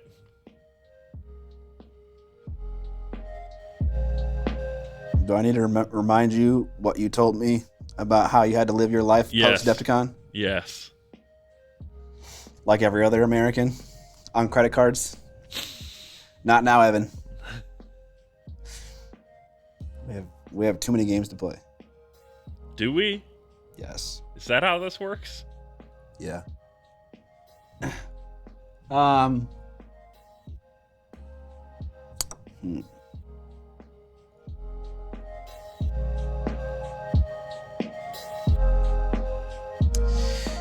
Yeah. Okay. So maybe again, I'm just putting too much water in, but on the backside here, I put in even more paint, and I'm still seeing like some zenithal whiteness on the top scales, and it does collect in the recesses and make it nice and dark, but it's not staining the white part like I would imagine a speed paint to stain something. But let's try something else. Let's apply the paint as a contrast paint to the robes here. So now we got to make a decision about color. I mean, fuck it. Do we really have to? Who cares? Let's do this nice indigo. Maybe that'll be nicer. Blue? Krunstall says blue? All right, we're doing blue. Fuck it. I got a dark navy blue and then kind of more of an indigo blue. Go with a dark navy blue, and then you can freehand like flowers in a bright color on top of it. Okay. That is not going to happen.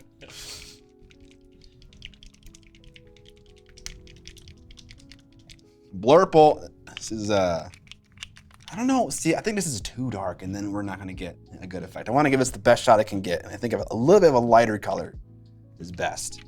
So we'll do this blue. Blue 3. He's lost his mind, chat. I just think because it's already pretty bright and white, if I apply a dark color on top of it, it has more of a chance of staining and looking bad.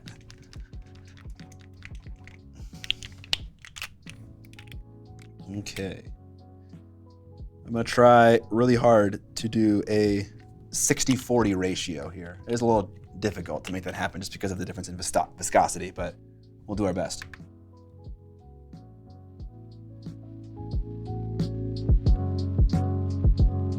That's got to be 60-40.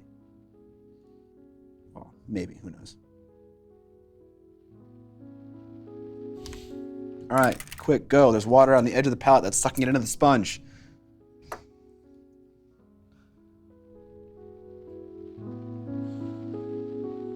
And before this is too thick.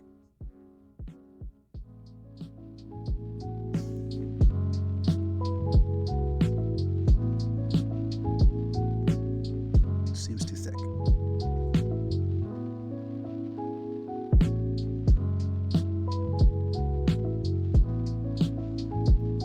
I agree it seems too thick, but the coverage is still pretty good.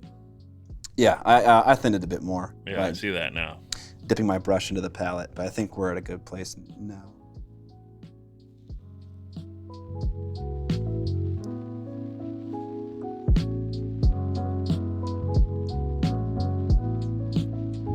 Okay, some of that green was still a little wet. Don't matter. It's called wet blending? Yes, of course. All part of the plan. That's right. Mistakes are only if you admit they're not intentional.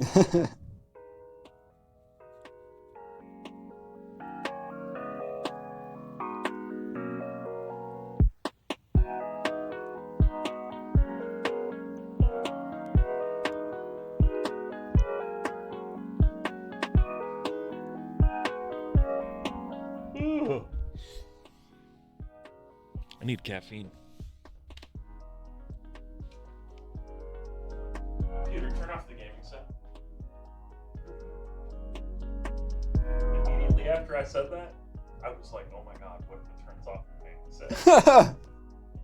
Just nuke the stream for a couple seconds.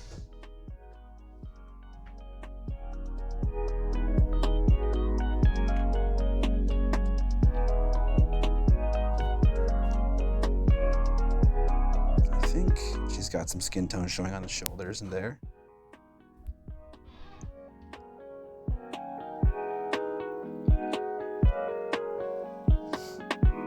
Okay. I'm going to dry this just so we can take a look at it. Mind muting my mic, Evan? Sure. It's muted. I think. Yeah, it is.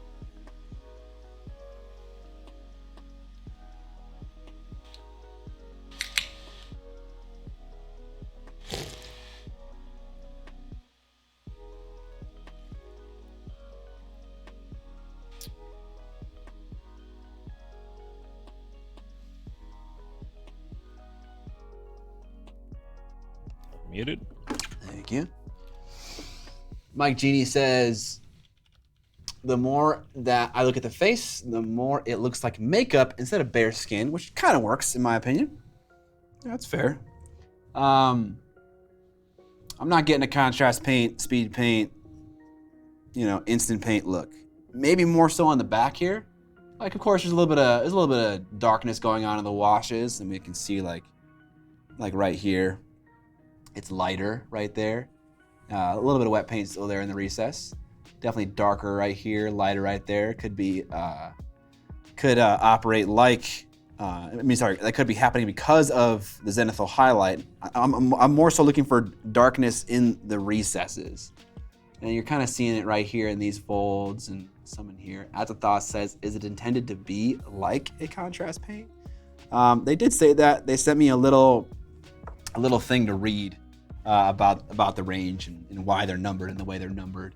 And they said also you can mix it in a 6:4 or a 1:1 ratio with water, and it works like contrast paint. If I'm being totally honest, he sent me a picture that looked pretty convincing. I was like, okay, and maybe it's just the case of certain colors work better than other colors in this application on certain models, certain kind of details. Like there are so many variables in this question that it's hard to say if like one thing is true or not true.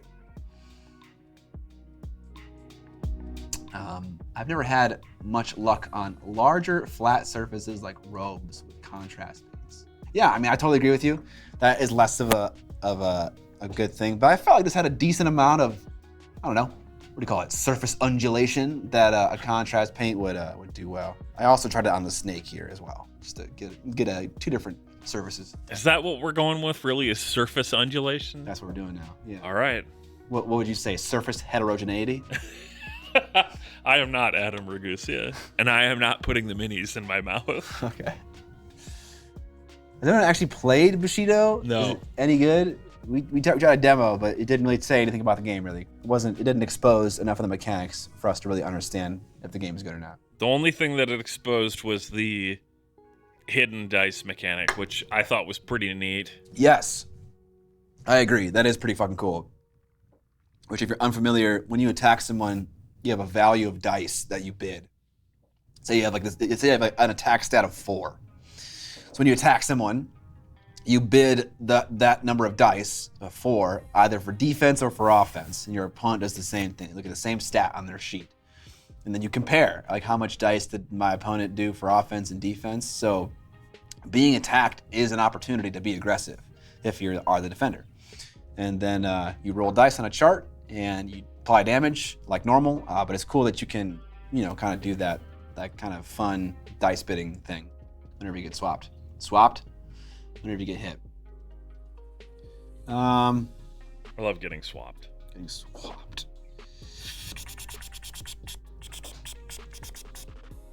I mean, honestly, the speed paint only looks a little bit better than the actual paint. It's not like a huge difference. I don't know. Jury's still out on as to whether or not this actually works the way it's supposed to work, or the way that they claim. Okay. I kind of want to do more skin tone experiments. Like, I don't really care about finishing the model per se. I'm more interested in just coming to a better conclusion for my larger figure. So grab another one. We got another hour. Well, I'm going to paint her leg and see if, just so we don't have to waste time priming and shit. Oh. No. Oh. What do you want me to do? You want me to do a whole new model? Do another face? I don't know what I want you to do. I think the leg is fine. Finishing a model in one stream is pretty impressive. Oh, I'm not going to finish the model. You're almost there. I mean... You just got to speed paint a couple more things. Yeah. There's some stuff going on with her chest that I'm not really sure what's supposed to be skin and what's supposed to be like these baubles hanging from her hair. Yeah. Not sure what's going on there. But let's give it a shot. Okay, so I'm going to use this brown range of paint because it actually looks super similar to the skin tones that I figured out with my little image. So I'll try this out and see what happens. I'll actually skip this middle one. We'll just use these two. Brown. Paint all the models in the next 60 minutes. Only for melee combat. Okay, thank you for the differentiation. Yes. Only for melee combat are you doing that dice bidding mechanic. Positioning and maneuvering is more important to win it very often. And it's very scenario oriented. I'm not gonna lie, I kind of dislike that about games. Like when they rely on a good scenario to be a good player experience. The game should just always be good, and then scenarios should change the way the game plays. I think a game that does that very well is A Song of Ice and Fire. Like, I'm very happy just to kill each other in a game of, fire and blood. But then you play Winds of Winter, Dark Wings, Dark Words. Is that what it is? Yeah. And the game just changes completely. But like the core spirit remains, but like the steps you take each turn get mixed up. So I think that game is a great example of how scenarios can spice up the normal gameplay, but the normal gameplay itself is still compelling. I agree, but God help me, I want some new scenarios for Song. That is true. We need some new scenarios. We need the company to kind of switch up how the game is played right now, because it is stagnating a little bit. Yeah. What up, Crazy Vasey? We haven't really talked about it, but the new FAQ came out yesterday. Oh. What? Yeah, the one for the seasonal update that was supposed to be out like a week after it that ended up being like 5 weeks later or whatever. What changed? You know what? For you as a Greyjoy main, like nothing. There were as usual, Greyjoy also is there. God damn it. No, the FAQ just you know what? Maybe we shouldn't go down this rabbit hole. There's some really, really, really baffling answers. Damn.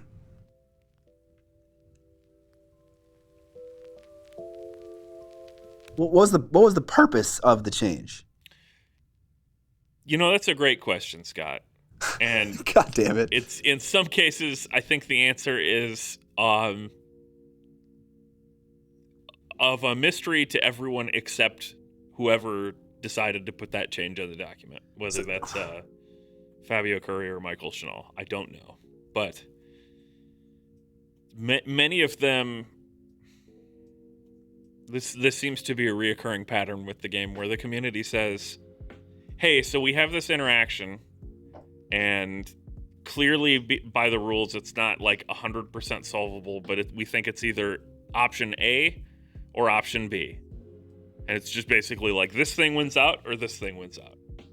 And then the response comes and says, actually, you've been playing the game wrong the whole time, and you draw cards at a completely different step than what the rulebook says. And good luck with that. And okay. Everyone just goes, but that's not the answer to the question. That's a different thing. It's something.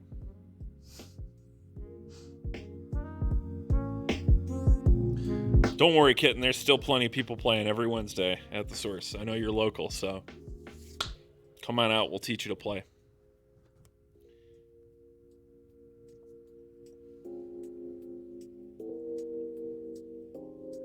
So Simon didn't say, this is what we're trying to do with the change to the game. No, and my biggest criticism of the FAQ on an ongoing basis is that they have a tendency to answer in as few words as possible when that is like the opposite approach of what the community desires. Where they'll boil down some complex interaction to a one-word yes or no answer. Okay. But then they won't explain why that's the answer, and everyone's kind of like left going, yeah, but this interaction's all over the game, and you've explained one of them. Why does it work this way? How do we apply this to other things? And they just refuse to give information about why things work the way they work. So. Okay. That's unfortunate.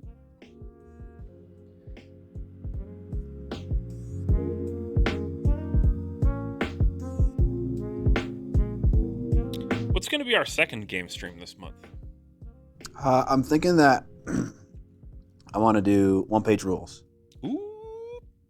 And I want to break out the Wood Elves, the dusty, crusty Wood Elves, and play a game of Age of Fantasy, not the rank and flank one. Ah!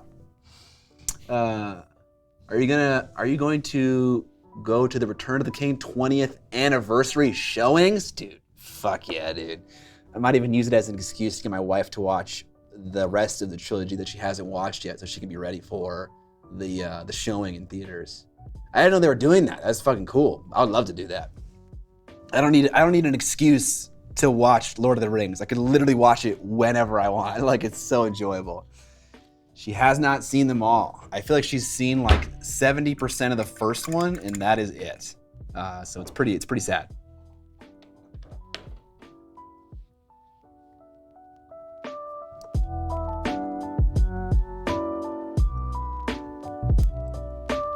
April 13th and April 19th at select theaters. I wonder if Imagine's gonna do it. Fathom Events will have showings. Okay. Yeah. It's been 20 years, yeah. Yikes. Damn. I have a lot of complicated feelings about that. Do you? Actually, they're not very complicated. I just don't like it. You're just like big sad, I'm old. Yeah. Did you guys see that they were I think they are making more Lord of the Rings movies, but I think in different time periods or with different characters, right? They're not remaking the original trilogy. They're just going to keep making more and more stuff, Scott. Yep. It's the same thing as Star Wars. Okay. Same universe, different characters. They're just timelines. When they run out of stuff from the books, they'll just be like, yeah, it's from this other thing, which is totally mentioned on page 280 one time. They are with zero announcements regarding what the projects will be. I have very low expectations. Cue the Matt Damon getting old gift. Nice. Yeah. Yeah. So, okay, when I first heard that news about Lord of the Rings, I was like, oh my God, it's happening. A movie that came out in my childhood that I love is getting a remake and it's gonna suck ass. Like, that's never happened to me. I'm not old enough to have experienced that yet. So I was kind of excited for that to happen, but if it's gonna be different stuff, then it doesn't matter. They're also You telling me you didn't love the Star Wars prequels when you were a kid, Scott? Oh no, I did. I suppose that happened. They didn't come out in theaters when I was like actively watching movies. I think the other key to that is that the Star Wars prequels weren't very good. And when you grow up, you can kind of recognize that and not be as precious about those. Oh, yeah. Oh, I suppose those came out when did those come out in theater? I think episode 1 came out in 1996. Okay, so I was Very young. I was 4 years old. And then maybe it was 1998. Let me look. No, 1996 was Jurassic Park.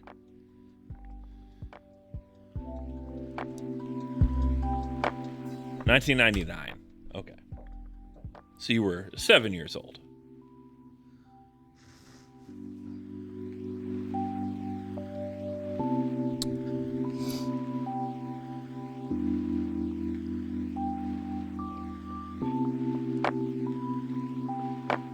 Episode 3 was 2005.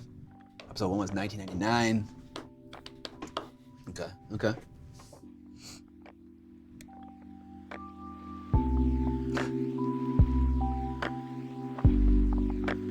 That's what happens when you put a reality TV executive in charge of something that you used to make quality film and television. Oh, fuck. Okay, yeah. Yeah, I love that when someone like takes like a popular horror franchise and then like it's like a very popular publisher and they just give it to a director who's like never has had like a debut film come out, and it's like, oh great, okay, this movie's gonna suck ass. But sometimes it doesn't, and those are really nice. Yeah, there is the rare window where it's someone actually just making their bones as a director and it's a good movie. Yeah, I think. But most of the time, oh man.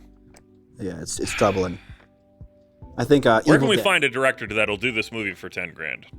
Yeah, basically. I think Evil Dead, that director didn't have many films under his belt. Well, Sam Raimi, if we're talking about OG Evil Dead. No, the remake. Oh, the remake. Okay, yeah. I was gonna say the original Evil Dead was like not studio funded. Yeah, that was much more of an indie project. Yeah, and that's why Evil Dead 2 is basically the same movie, but more polished. More, because it was like, I have money now. I'm just going to make the same thing, but better. Or try and make it better. I feel like a bunch of my favorite directors started out in horror. Yeah, that's very true. It's a very A lot of people are very into starting out in horror at the beginning, and it's mostly because you can do those films on a very low budget. Yes. Which is actually, it creates this very interesting dynamic in horror where it's like you have a lot of like B horror movies that are very fucking bad because they're made by people who have no experience, which kind of gives the whole genre a little bit of a flavor.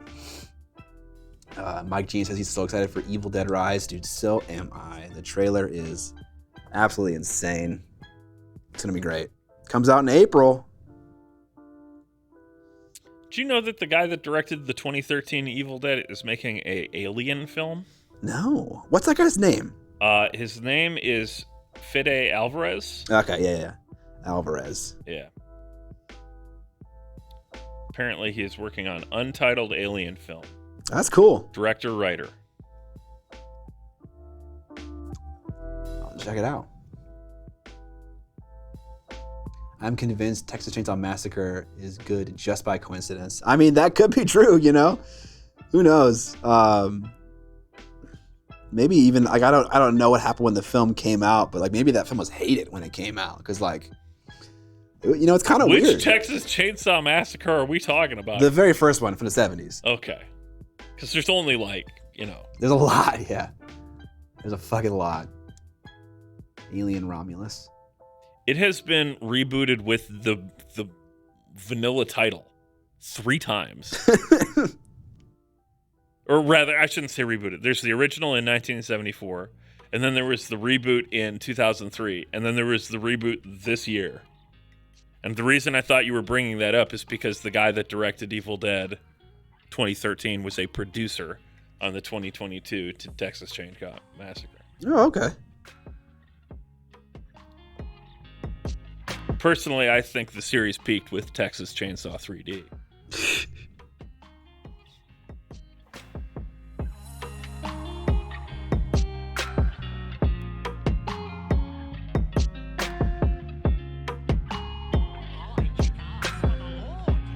What'd you guys end up watching for movie night last week? Ooh. Fuck. Okay. I can't remember, but this weekend I did watch Reanimator for the first time. Hey. That movie fucking was really good. That movie slapped. Reanimator's pretty sweet. Also, El Shalafay.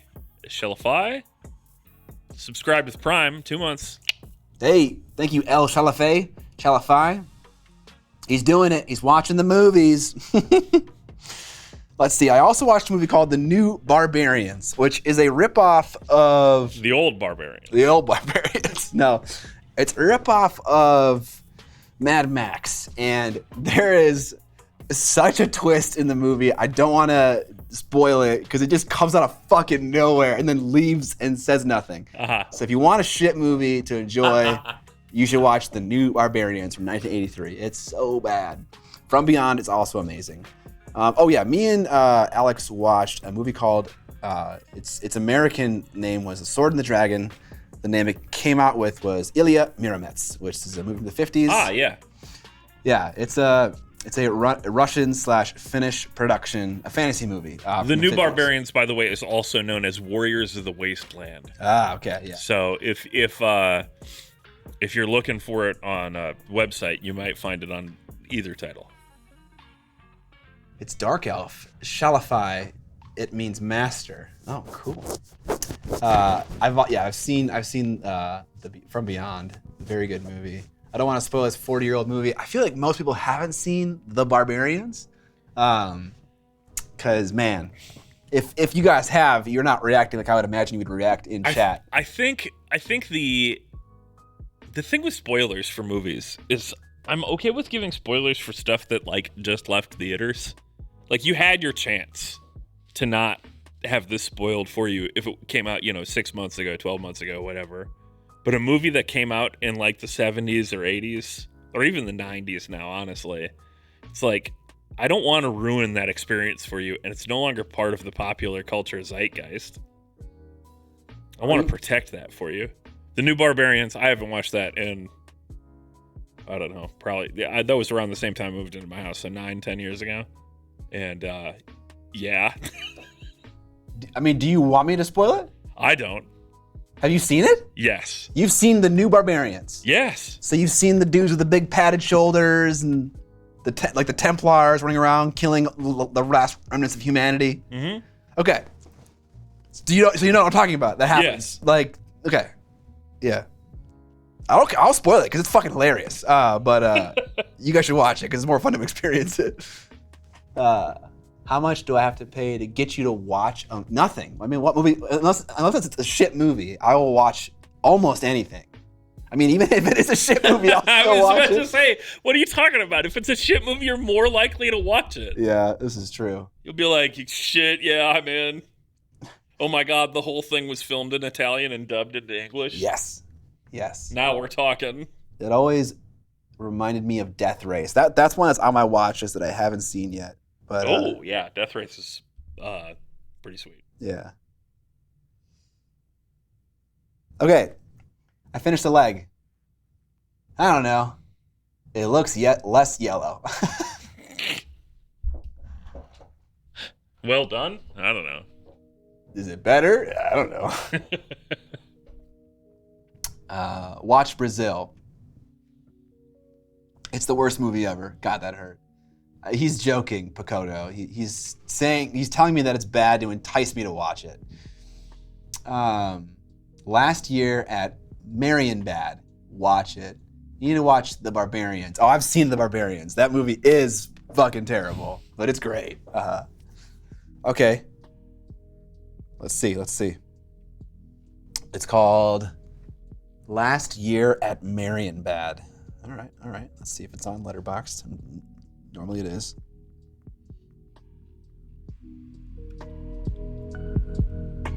French film?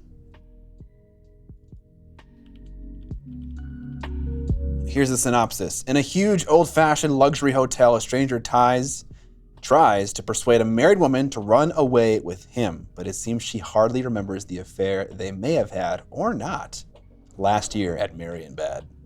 Okay, 4 stars out of 5. Pretty fucking good. Okay, so it's a good movie. Not a bad one.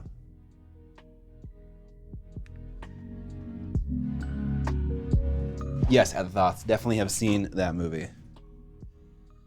So, okay, commenting on the skin tone that we got in the knee here. It just kind of looks like the skin tone that I always get with my minis, which is to say that it's like nothing very different. I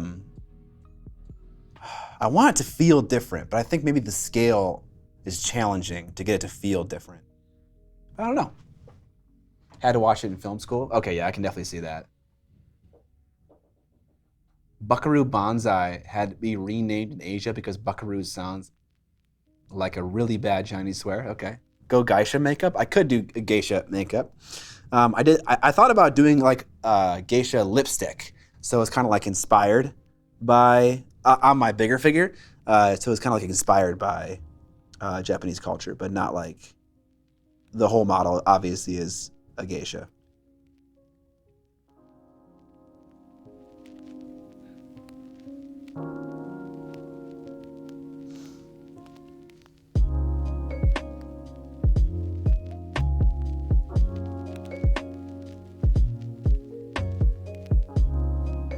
The smaller the mini, the bigger the problem I have with skin tone looking like a bodybuilder. I believe that's because you're just leaving behind too much dark contrast.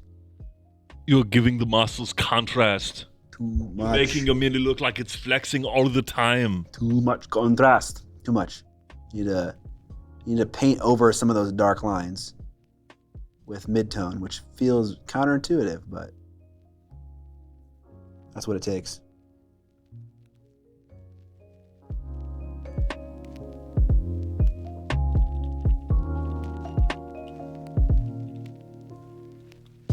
If I was actually trying to paint this model in a stream, I totally could. There is a wonderful amount of detail on this figure, which is to say that there is not a lot. There's just like, Scott, you can still do it. I know, I totally could. You're right. It's just nice. It's really a nice amount of detail. Okay, now what do? I've kind of expended all of the experimentation opportunity on this model. Let's make the robe, I guess. Freehand, some Japanese flowers on the robe. Yeah, that's what Evan was saying earlier. I haven't seen Running Man yet. Top 5 Arnie movie debate. Let's go. What's that Christmas movie where he's like in Minnesota? Jingle All the Way. Jingle All the Way. Number 1. E. Fuck you. We're done. I think I've said this on stream before, but fun fact about that movie, they couldn't figure out how to like make Minneapolis and St. Paul work because the Twin Cities is weird. So the cops in that movie are Twin Cities cops. They're like made up because they're like, geography is weird. What do you mean there's 2 cities here? We can't just have them be all the same police force? Fuck it, we're doing it. Oh my God, I love that. Yeah. I would say my favorite, number 1, is Conan the Barbarian. The Destroyer is not even on the list. That's true. And then Last Action Hero is fucking amazing. Terminator 1 is amazing. It's hard to do. That's my favorite Christmas movie, yes. Just yes, Jim Criminy. Scott is correct. Okay, I get it. So to appease chat, I just need to fucking troll and meme. And then they all agree with me. Okay. Total Recall, I haven't seen that one in like over a decade. Total Recall is number 1 best Arnold Schwarzenegger movie by a country mile. Okay, I'm gonna have to watch it again. I bought it on a Blu-ray and I haven't rewatched it, so I'll give it a shot. All right, I'm gonna intensify the shadows here. Actually, to do that, I'm just gonna use navy blue. Are you gonna put the shadows into tents? Every time you say it, it just makes me more and more angry. You deserve it for saying Jingle All the Way is the best Arnold Schwarzenegger movie. Oh God, Eraser. Eraser? Do you mean Eraserhead? Or do you, what's No, he means Eraser. Eraserhead is like an art movie. Yeah. Eraser is one of the schlockiest Arnold Schwarzenegger films. Okay. It's the whole sequence where he's got a railgun and he's like shooting through walls.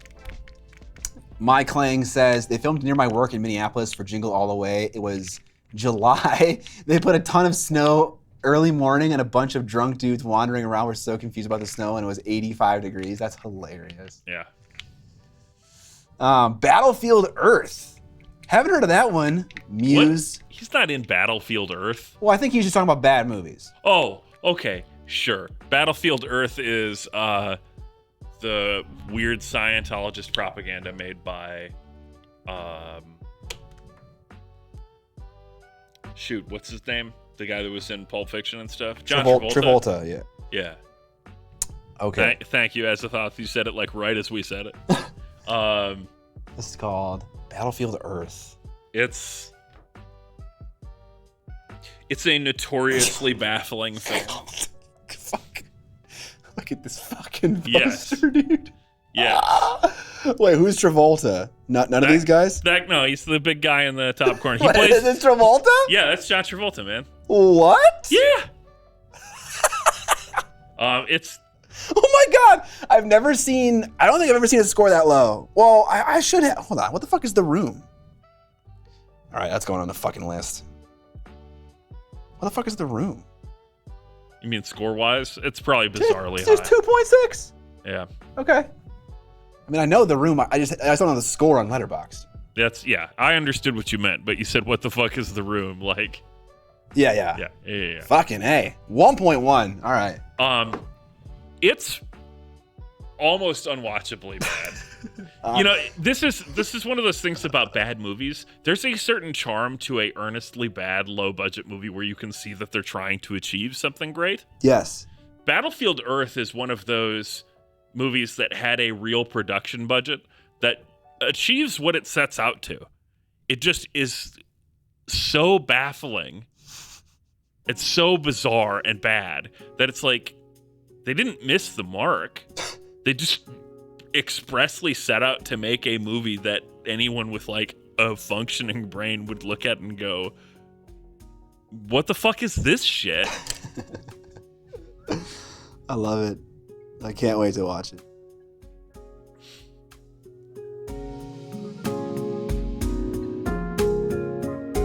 I applied the wrong highlight, but I applied some dark paint here and then feathered it into this area. And you know, this paint feathers super well. So let's try it again. So if I apply a dark line of navy blue right there. And I clean my brush pretty good. And then I kind of come back in with a damp brush and kind of like pull the pigment up toward that edge. I mean, that was really nice. That feathered super nicely. Cool. Escape from LA is hot garbage. Everything Kurt Russell touches is gold. You take that back. I don't know. I enjoy LRH's sci-fi Scientology notwithstanding. What is LRH? Or sorry, LRH. What is that? Pitch Black. Okay, so Pitch Black is on my watch list as well. Oh yeah, that whole series is really good. Pitch Black, Chronicles of Riddick, etc.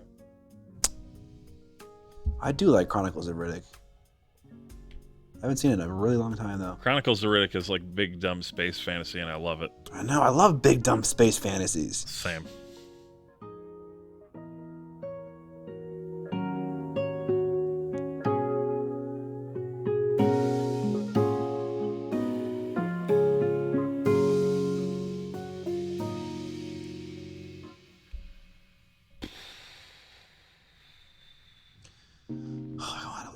So badly.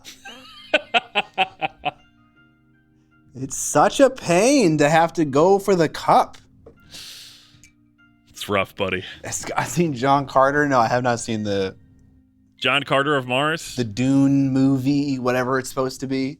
Predates Dune by like 100 years or something ridiculous like that. Oh, someone just said that Pitch Black was their first R-rated movie. Let's hear in the chat your first R-rated movie. Evan, that we saw in theaters or that we saw period? In theaters. Oh, I might have to dig deep on the brain memory for that. Titanic. Titanic was rated R? Getting the paint withdrawal. Conan, Jackass. I don't know if it was rated R. I'm still struggling to figure out what my fifth spot for Arnold Schwarzenegger movies is. That's where it gets really tough. The first four is easy for me, then like everything else becomes pretty equal. Did you pick Last Action Hero? That's my number 2. Okay. Matrix. Okay, I got it. Princess of Mars. Tarzan the Ape Man with Bo Derek's boobies.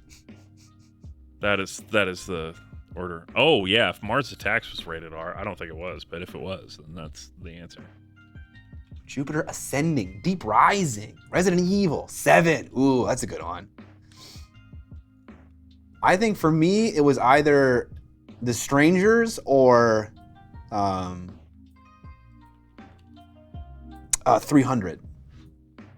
I think those are both R-rated. I'm not totally sure. Surely The Strangers is. No, Mars Attacks was PG-13.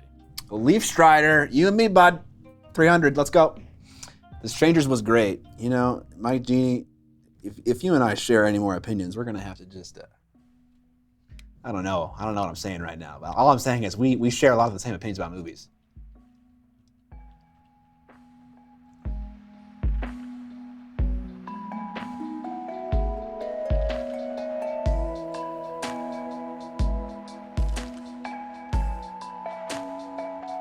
Deadpool.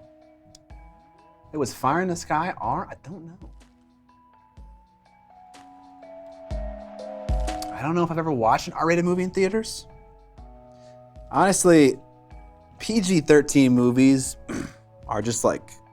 Fire in the Sky is PG-13, by the way. They're kind of the worst movies to watch in theaters for me because kids can still go and see them. Well, kids as that rating system determines. Ugh, children. But they're kind of the worst, honestly, when it comes to watching movies. They just talk so fucking much. I have more problems with adults than I have with kids in movie theaters. Really? Very consistent. Well, okay, like teenagers, though. You know, like in that... Big groups of teenagers, big problem. Small groups of teenagers, way better than groups of adults that, like, I don't know why they're even at a movie because they're clearly not there to watch it. Okay, yeah, that's fair. And I run into that a shocking amount. That's fair.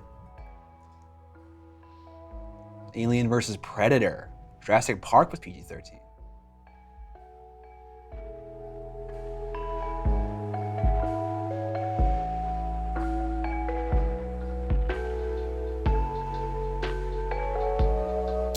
think the first movie that I saw in theaters with a R rating was probably The Royal Tenenbaums. Really? That's R-rated? It's got nudity in it. Okay. And drug content. Ooh. Remember, we live in America, Scott. All drugs are the fucking devil, That's bro. right. Mild drug use or very mild nudity, big problem. Literally making someone explode vividly on screen. But it's okay. Fine. We can put methamphetamines in our medicine, but just small quantities. Yeah, that's right. Well, we don't label them that way, so it's okay. It's okay. You're right. It's okay. It We're doesn't good. count. We're still good. It's fine. And fucking suicide. Yeah, no kidding. Yeah. Yeah, exactly. It had adult themes and topics, which means that we cannot allow our children to even fathom it. Unlike the adult themes and topics of war, murder. I will say that one of the most shocking things about revisiting films from the 80s in particular is how, like, bullying was described in these films as attempted murder. Like Footloose and Karate Kid and stuff. Footloose, I believe I'm correct, is the one where while he's dancing in the field, they try and run him over with a tractor. What? Really? Yeah. Karate Kid, they like shove him off the side of a mountain. Really? Yeah. Man, I feel like I've seen these movies like a long time ago. I don't remember them being like that kind of Like violent. I said, it's something that you notice when you revisit them, where you go, wait, what the hell? Yeah. This is normalizing some very strange behavior. Yeah, exactly. It was just light bullying when the bullies tried to murder you.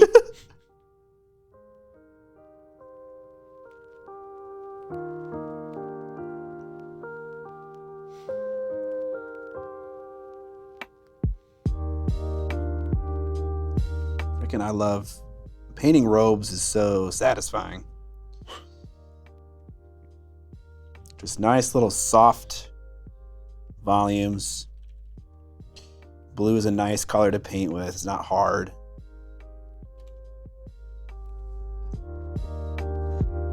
I mean, that may be true, the kitten, but I think that bullying in films is different than what bullying was actually experienced in the 1980s, as is often the case with popular culture. Because it's easy to say something like boys will be boys until, yo, that kid shoved my kid off of a cliff. Yo, that kid killed my kid. Yeah, he permanently disfigured my boy.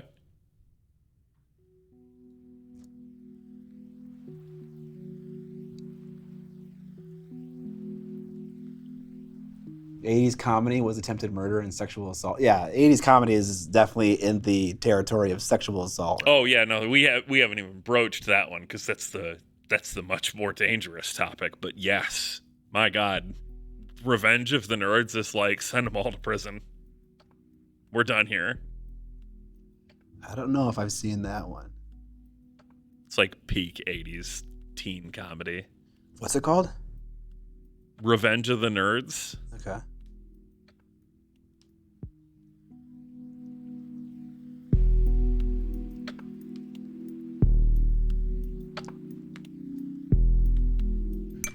right, let me add that one to my list.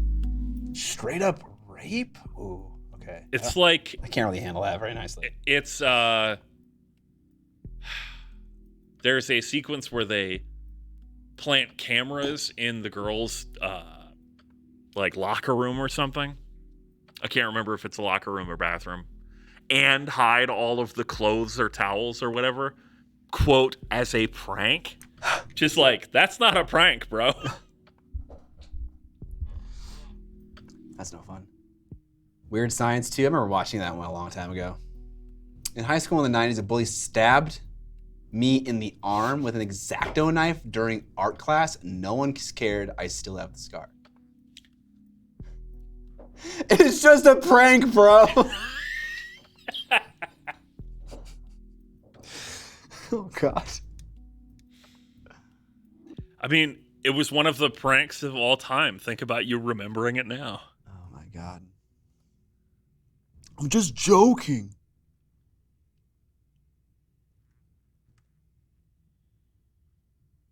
Just a little bit of banter. Is that the British equivalent of it's a prank, bro?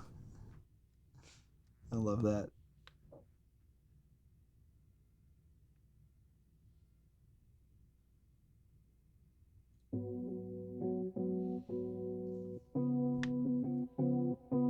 What do you think, Chad? Are we not doing this giveaway today? We haven't talked about it much, but we got a bunch of broken Anvil minis that's sitting in a box over there. Just wait and descend to one of you when we get... Let me read this tiny number. Hang on. 12 more subs? Yeah, 12. 12 more subs. Yeah, if you guys like the stream and you want to support it, one of the best ways to do that is by using your Prime sub. If you have Amazon Prime, you can attach it to your Twitch account and then sub to one free channel a month. That does not happen automatically. If you've done it one time, you have to redo it every single month. So yeah, if you have and you get access to our Discord server. That's true, which there's a lot kind of going on in the Discord server. There is a quarterly challenge that gets you points whenever you paint things and submit it. You get points. You get to be on a leaderboard. So it's kind of a lot going on there. I mean, we call it a quarterly challenge, but what? Offset. But what? It's kind of offset a bit right now. No, it's not. Okay. It's there. We're in the quarter. Are we? It's happening. We're in a quarter. Did I miss it? Hold on. Did I miss another one? We're caught up right now, right? What day is it, Scott? Oh, is it a new quarter? It's April, man. Fuck. I mean, we did start the previous quarterly challenge a little late. Okay, I totally forgot that it wasn't April. Crazy Vazy! 5 gifted subs. Thanks for the 5 gifted subs, my dude. See, chat, here's the real secret. If you wait until just the right time, you get to extend the stream because we have to do the giveaway late. That's what it is. There you go. You can push us into overtime. Yes, Idiot Painter, it does. All you have to do is make sure that your Twitch account is linked to your Discord account. And you get a nice little blurb next to your name that says Twitch subscriber, tier, whatever tier you're at.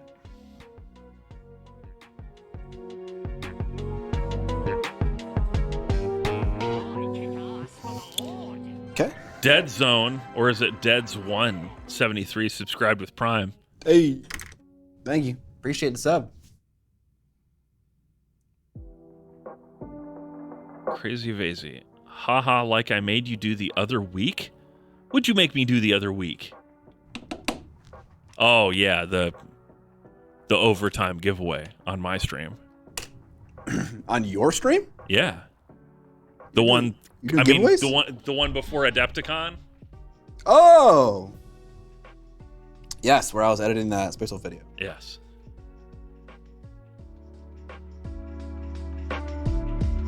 Share button.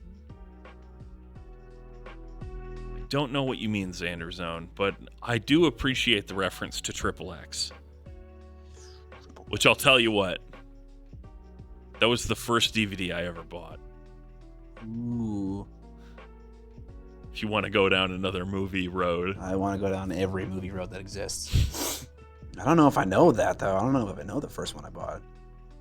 I remember that one pretty clearly because I went to Blockbuster because I had like a gift card for $10 or $15.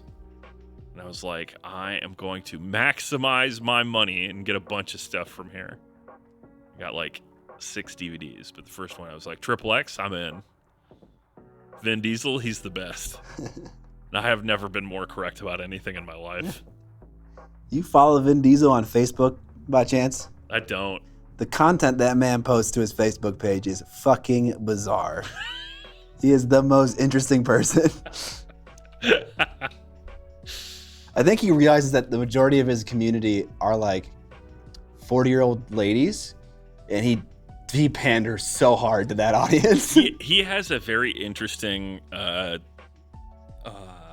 audience makeup, I'm sure, because it's like, yeah, you've got thirsty cougar kind of women. Yeah, like, that's basically it. Yeah, but then you also have, there's a bunch of us sweaty nerds that are like, Vin Diesel plays D&D. and that's cool. Oh yeah, sure. And also you have a whole bunch of people that are like, yeah, cars are awesome. And that overlap is bizarre.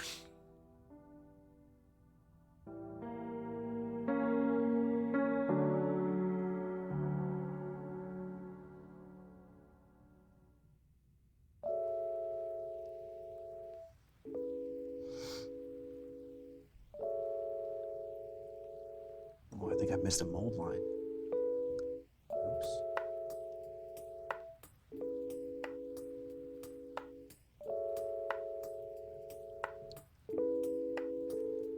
Enjoy Vin Diesel as an actor, I will say. On Facebook, that probably tracks. Yeah, Last Witch Hunter is sick AF. The Last Witch Hunter? Yeah. That was his, like, you know what, D&D is cool, I'm going to make my own D&D movie. I think Last Witch Hunter is something that you would enjoy immensely, Scott. Hold on. I will add it. Yeah. Mike Genie is correct. They let Vin make a movie about his D&D character, basically. That is, like, pretty much what it is. The Last Witch Hunter.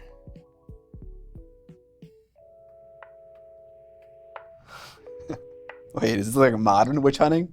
Yeah, it's set contemporary, and he's like, I can't remember if he's immortal or something like that, but it is very much just like the hidden fantasy world kind of thing. Yeah. The Hellboy type routine where it's like beneath the surface fantasies all over the place. Okay. And then Vin's just like, yeah, I'm gonna kill these fucking witches and shit. It's the best. Vin Diesel's Constantine, but even more unabashedly dorky. Yes. Actually, that is like the perfect summary. Dude, I fucking love Constantine. Me too. So, okay, yeah, this is gonna work for me. I love this one review cites a quote: "The world still needs you, I still need you," and then the reviewer said, "Our one true savior is Vin Diesel with a flaming sword." I love reviews on Letterboxd. Like, fuck it, I'm in. The meme ones are so good. Yeah. Awesome.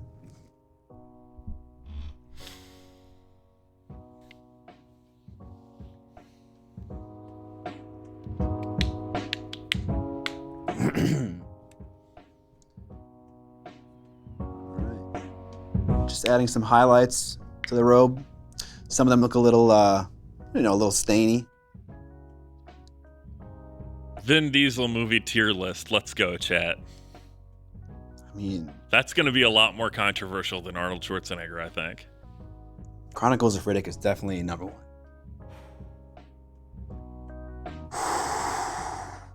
Even higher than Saving Private Ryan. Wait, he's in that movie? Yeah. That was like his first big Hollywood role, I think. I did not know.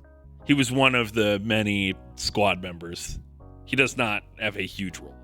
Okay. 1, 2, 3. Boiler Room. Rufus really likes Boiler Room. Apparently. It is a very good movie. They showed it on TNT a lot. The Iron Giant, he plays the Iron Giant. That's also a contender for the number one spot for sure.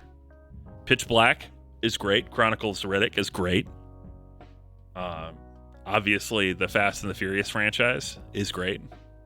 The whole franchise is great? Yes. I don't know about that, Evan. There's some questionable movies in that franchise.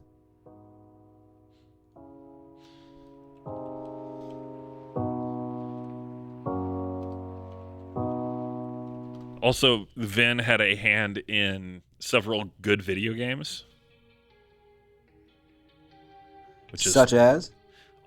So there was Starbreeze Studios for a significant portion of time. He was like a partner there or something.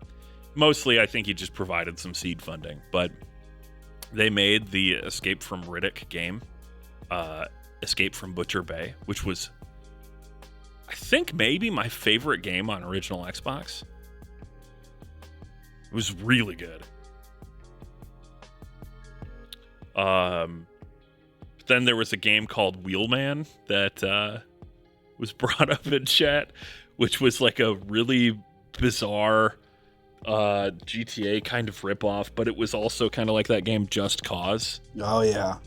Like just total chaos and stuff.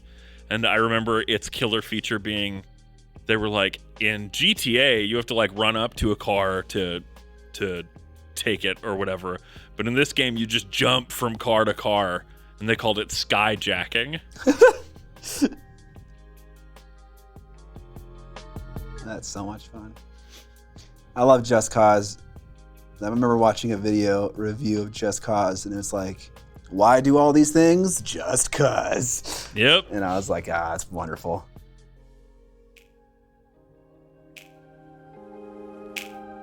Rufus is correct. Multifacial, that was his little pet project. As a struggling actor in New York, he made a film about how it was very difficult for him to get cast in anything as anything, because everyone always said that he wasn't white enough or black enough or Hispanic enough or whatever for any specific role, because he is so difficult to place in that regard. So he made a film about it where like his casting struggles. Interesting. And Steven Spielberg actually saw that film. It's like, a 15, 20-minute short film, and that was what got him cast in Saving Private Ryan. Ah. Yeah. That's cool.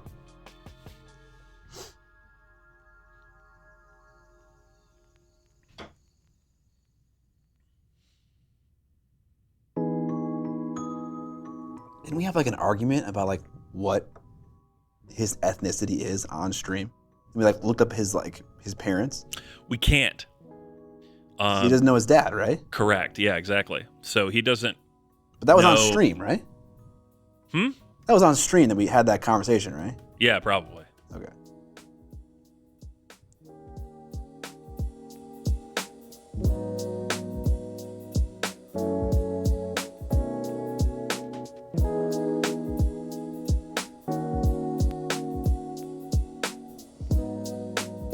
Okay. That's a nice blue robe.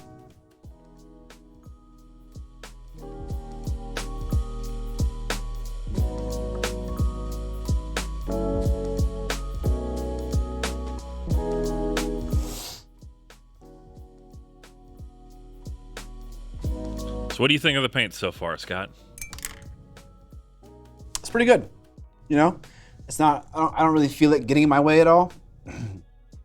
I don't know if it thins down really well without splitting. Although the paint ranges that I like to use nowadays don't really split at all. So it's not we're not really solving any problems that I personally have. That's pretty good. I feel like the fact that I can't lick them and I'm scared to because I'll die is kind of getting in my way. But I feel bad complaining about that. Your paint isn't consumable? I mean, that's the thing that needs to be embraced by someone. I want my scratch and sniff mini paints. Taste good, they smell good. Red's like a hot sauce.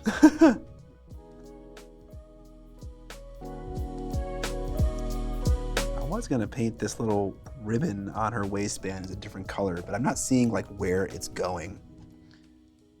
So I don't know if it is supposed to be a different fabric or if it's part of the robe. So I'm just gonna paint it as part of the robe. The adrenaline rush of which paint lick will be the last. Yeah. I don't know. I do need to watch Band of Brothers at some point, Azathoth. Thank you for reminding me. Band of Brothers. Honey can be used as a paint binder. Is this true? I mean, I think anything can be used as a paint binder. I do love honey. Heinz Zesty Yellow. Are we building out the scratch and sniff range? Now we're talking.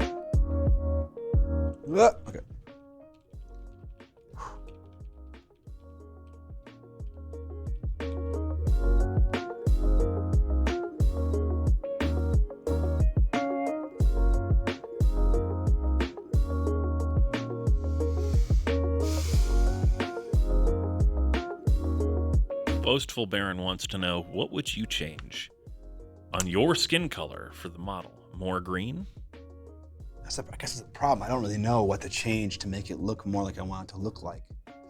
I think I would just put less yellow in. So I guess include more red and more blue to make it less yellowy. But I kind of want, I feel like if I do that, it's just going to look very similar to the way I paint skin all the time. So maybe that's part of the video. This discussion is like, I'm trying to represent something that's obvious in a one-to-one scale in real human life. But when you kind of shrink it down, it's very difficult to get those minute ratios of paint correct to have skin read as a certain way. And so like going to an extreme like we did in this stream, kind of making the skin yellowy, is like people will look at that and be like, oh, okay, you're doing something there. It's obvious. But otherwise, I don't know. Those are my thoughts. What are you guys' thoughts? Delicious neurotoxin. What? You're referring to cadmium? Yeah.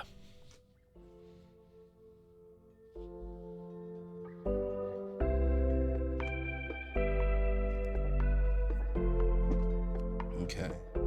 Let's wash the snake just to kind of like unify the different greens, and also to give it a little bit more contrast with some Drakenhof Nightshade. It's gonna kind of pull the green closer to blue, make it more of an evergreen as well. I think at the moment, this is not the way that I would paint. I would never paint the snake a vibrant green and then paint the robe a vibrant blue. I think those two colors are competing too much. So I think if we wash it in blue, it'll kind of pull the snake closer to the color of the robe. I'm pretty sure linseed oil is a medium, not a binder in oil paints. Yeah, you're right.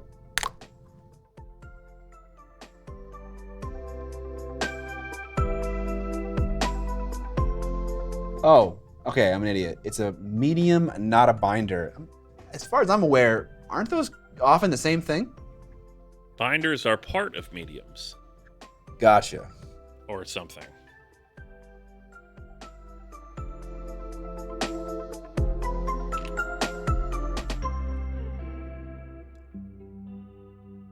Okay, Clown Fiesta that shit.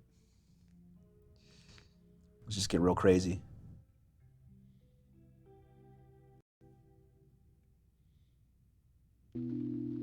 Well, Chad, he didn't immediately scream, "It's not working!" No, this looks fine.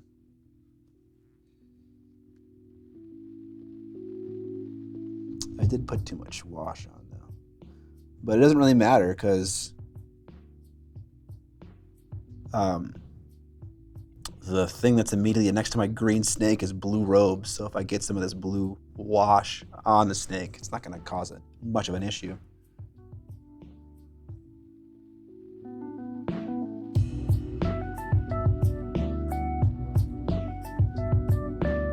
And then to pull it even closer into that kind of frosty world, you could definitely highlight the snake with a cool white, which this range has.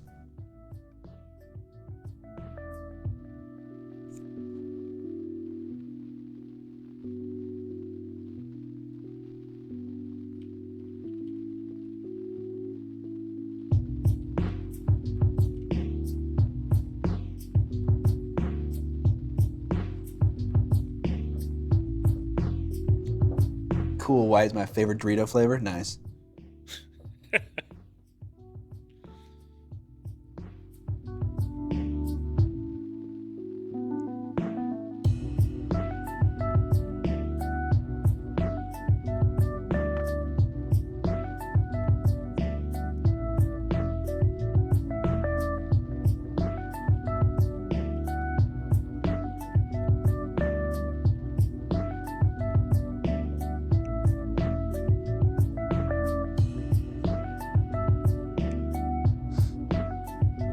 Kind of getting to a place where the texture of the snake is so fine that it doesn't really show up.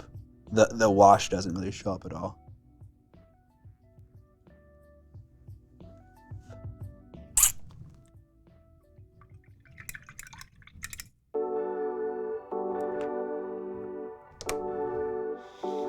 Okay.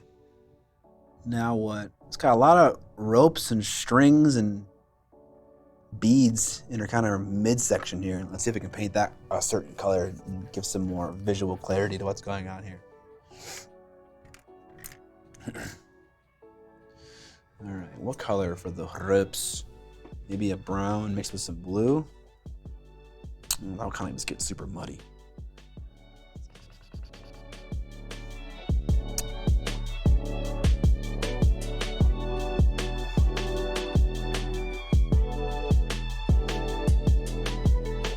That's definitely not Isabella Rossellini with the snake. A cool paint. Thank you, Scott Terrell. I'm not sure who that is.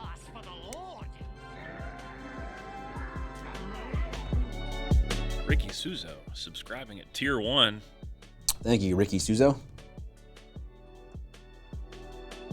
Let's try this. We'll paint these string things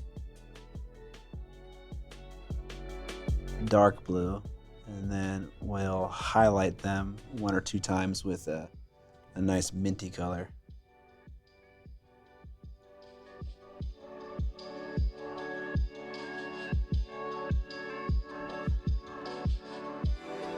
I have seen Blue Velvet.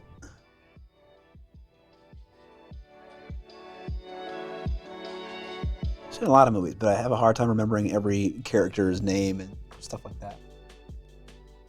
I have a hard time remembering any character's name. For those of you just joining us, this miniature is for the Britney Spears at the VMA's miniatures skirmish game. What? Does it look that dolled up? I think they're probably referencing a specific outfit. I'm not sure. Oh, would you have like a snake and something? Did we get Ricky Suazo or Suzo sub? Yes. You did as well after I said it. Nice.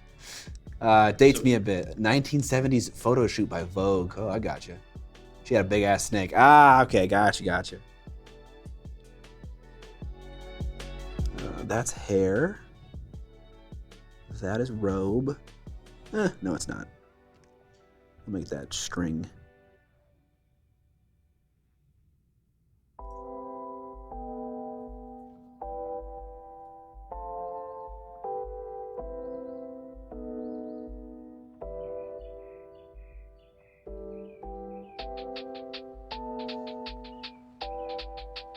Okay, let's get a minty color. We'll take green, what is this? Green 0. Mix in some off-white blue.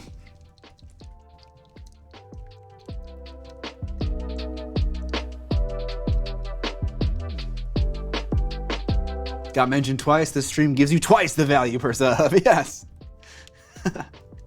I'll start advertising that. All right, see ya, Crunstall. Thanks for hanging out.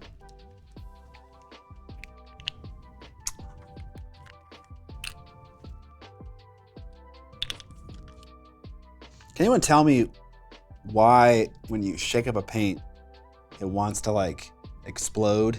Not explode, but like it just kind of comes out of the thing. Is it a pressure thing that's happening in the bottle? I mean, do you want the in-depth explanation or the simple explanation? I always want the in-depth one. Okay, the in-depth explanation is that there's a differential in pressure created either by a difference in atmospheric pressure when the bottle was last sealed, or from a change in temperature of the liquid inside from when it was last sealed. The Venturi effect. No. And Well, you just described the Venturi effect, a change in atmospheric pressure that causes the liquid or gas to want to move from one place to the next. okay, yes. Okay. I don't know, but it happens all the time with Pro Kill paints. Yeah. The bigger the bottle, the more juice there is involved. The bigger the bottle, the more the juice. The Venturi effect is actually the constriction one, by the way. The constriction one. Yes. Describe it to me. The reduction in fluid pressure that results in a cross-sectional area becoming larger from flow. Oh, we got to do the giveaway. Hey, Ricky! Ricky wants to get mentioned more. 3 times. Thank you, sir, for the 5 gifted subs. If you got a gifted sub from from Ricky or from anyone else who gifted us up this stream, make sure to thank them in the chat. Someone said, have I seen Death Becomes Her? And I have, yeah. I watched that on Halloween, I think, a year or two ago. It's a good one.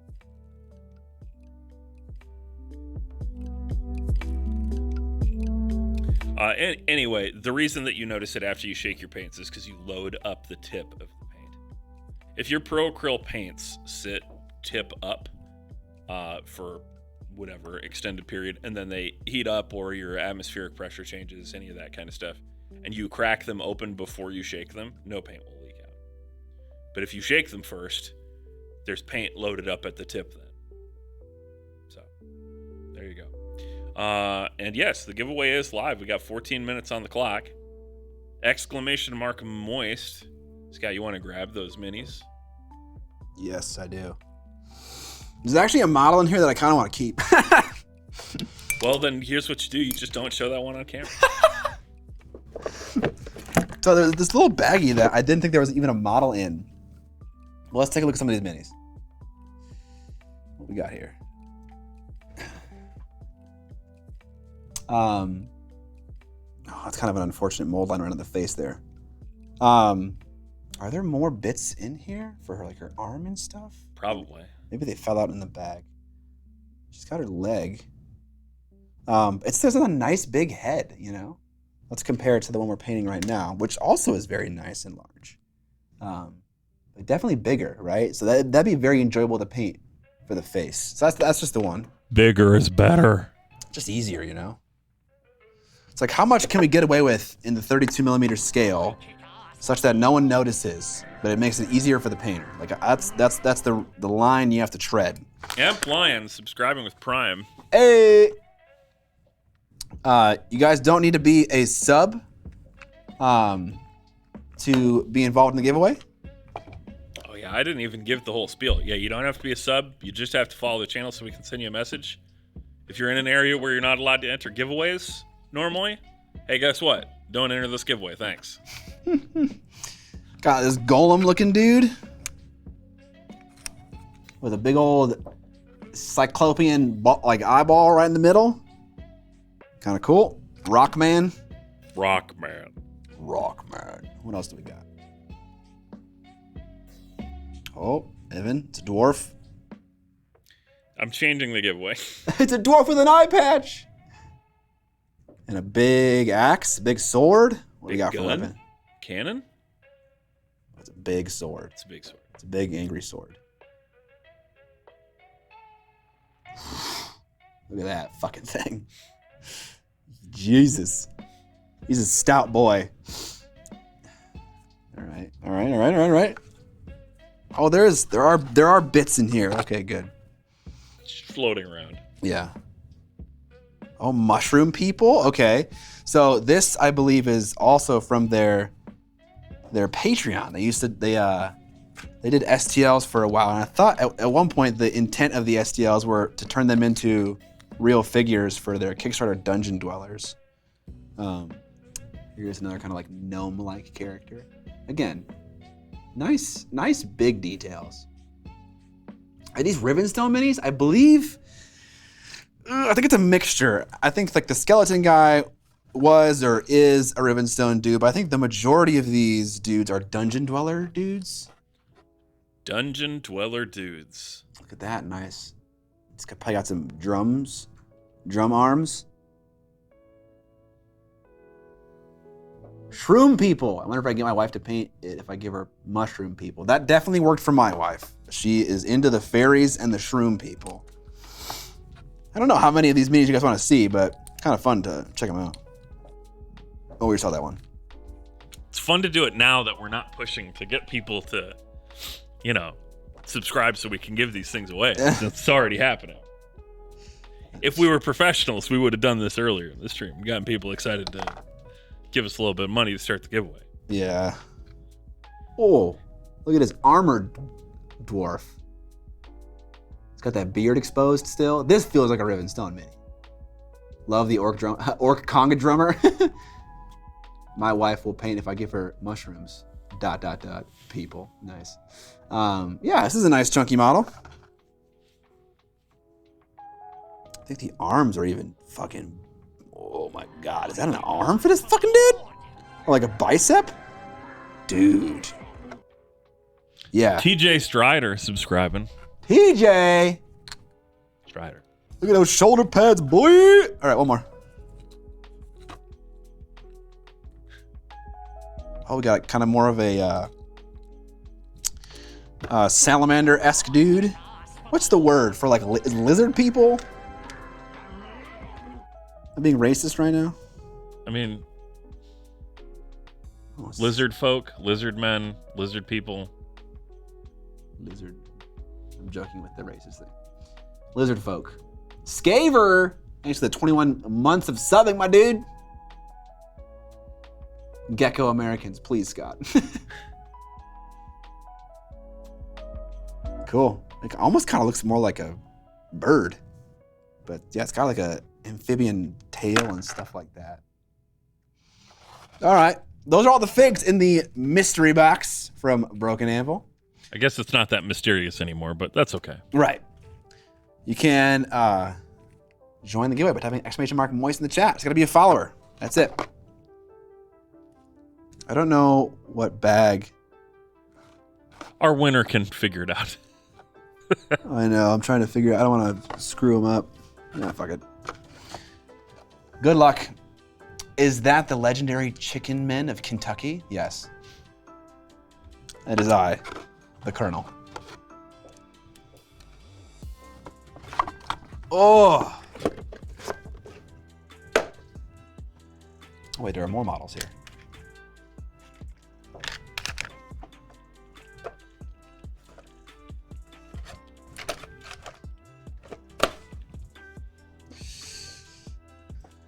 Okay. I'm gonna keep hiding these little mint green straps. Consensus on the Broken Anvil paint range, yay or nay? So I think the question that we really need to answer here, to answer that question, is it worth dealing with toxic pigments? Does it lend enough of a benefit to really like run the risk, you know? Some painters aren't paint consumers at all, so there is no risk. And in that case, the paint is great, you know? Like all the colors I used worked the same way. There wasn't like certain paints that didn't function well. They all thinned down a ton. Like they glazed super nicely, the dark tones did. There was a blue color that was kind of chunky. I don't know what was going on there. It seems fine, but for someone who's a brush flicker, I don't know. I think I'd rather just stick with a paint range that is non-toxic, because I didn't feel like they were vastly different than say AK 3rd generation, you know? Like paint ranges operate, they're so good nowadays that it feels like we're having to really kind of pick and choose like what things to critique and compare. And so like lately people have enjoyed AK 3rd gen because they were, you know, the whole range was consistent. Like no one talks about like individual paint performance anymore. It's more like, is this gonna deliver to me a consistent experience across the range? And it does. And the same is true here as well. I love how the paints are organized. I mean, they have no dumb names. It's just like orange 0, 1, 2, 3, 4. And it's like, you know what's happening. It's like, it's very intuitive. And I'd say for that reason, that's definitely a bonus that no other range is doing right now. So I like that a lot. I think I'm gonna paint the large figure with the range and just get a better idea on if I like them more or not. At the moment, they're totally harmless as far as being a good or bad paint range goes. Literally, they are harmless because they have toxic pigments in them. I do think that that's a topic that might be worth revisiting more broadly is, you know, what paint range to pick as a starting painter. I know that was John's first video on your channel was like the various like starter packs and stuff. Yeah. And that marketplace has changed a lot in the however many 4 or 5 years since that video came out. Yeah, it definitely has. Because now we've got AK 3rd Gen, we've got Pro Acryl, we've got huge miniatures, we've got too thin coats. There's just a ton of stuff out there. Cuttlefish. Yep, cuttlefish colors.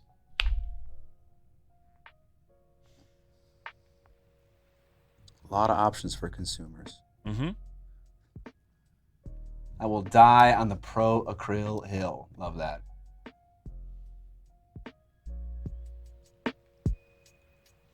Between AK and Pro Acryl, which one would you recommend? For me personally, AK 3rd generation, but for other painters, they're gonna have different opinions. Yeah, I mean, I'm on the opposite side of that coin.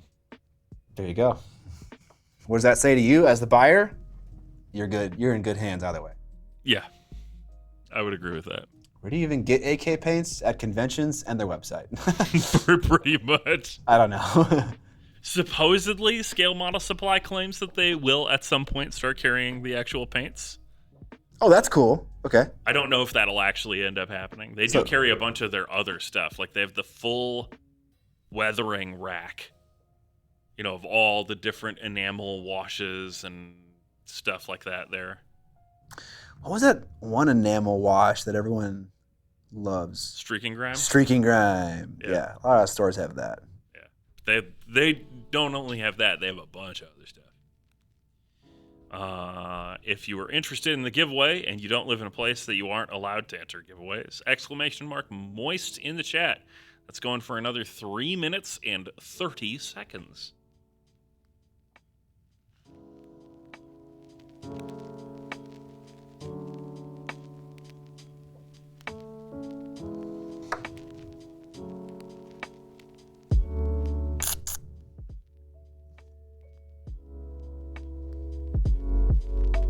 AK paint cheaper to buy direct from Spain. Yeah.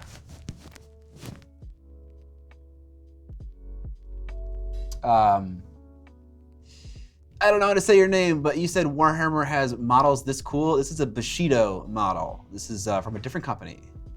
AK's new enamel washes are gonna come hard at the GW wash line. Damn, they're hot. Yeah, John. John, what up, John? You test those out at Epicon. I'll tell you what, the 3 Pro Acryl washes that are out there right now are fire. If they expand that line to include other stuff, because right now they just have a black wash, a flesh wash, and a brown wash. Dude, my Instagram and fucking Facebook is just like constant ads for those washes.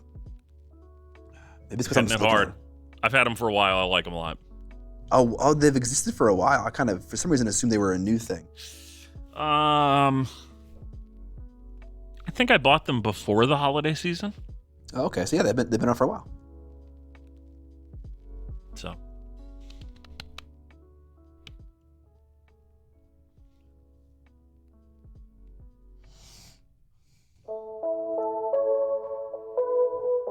The Pro Acryl brown wash is a derpy brown. Dislike. What is derpy? Yeah. In terms of color.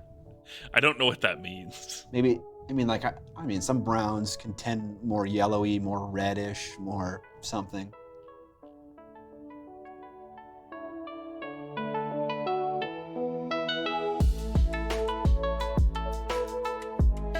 Mike Genie is still hung up on AK's past misdeeds to give them cash. Just too many other products. That's fair. I think it's important for consumers to understand what they're buying and supporting, or supporting the history of. And in AK's case, they just made a couple of, I believe, books about diorama making that like leveraged, or not leveraged, but depicted scenes of like drug overdose, of war crimes, of just things that... It wasn't just depicting them, it was like they marketed themselves on it being edgy. Yeah. That was the real controversy, I think. Yeah. So it just felt like they were, you know, maybe, I'm not saying this is the case, but it felt like they were using suffering as a way to make money, which, whether or not that's true, I'm not saying it is, it's just a little hard of a pill to swallow. It's super desaturated instead of actually bringing in depth through an actual brown tone. Kills all the colors underneath. Okay, interesting. I will say that I had a bottle of strong tone from Army Painter that I would describe that exact same way, which was just a defective bottle. And I got a different bottle and it worked fine. So it could be a similar thing, John. Okay.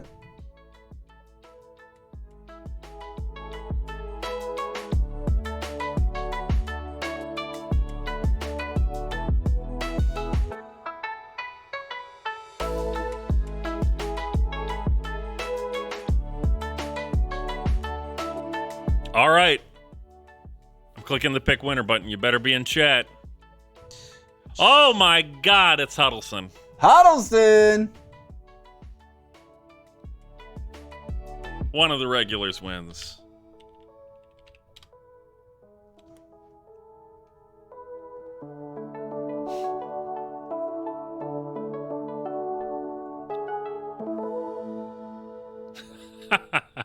Scott's got my address already, he says.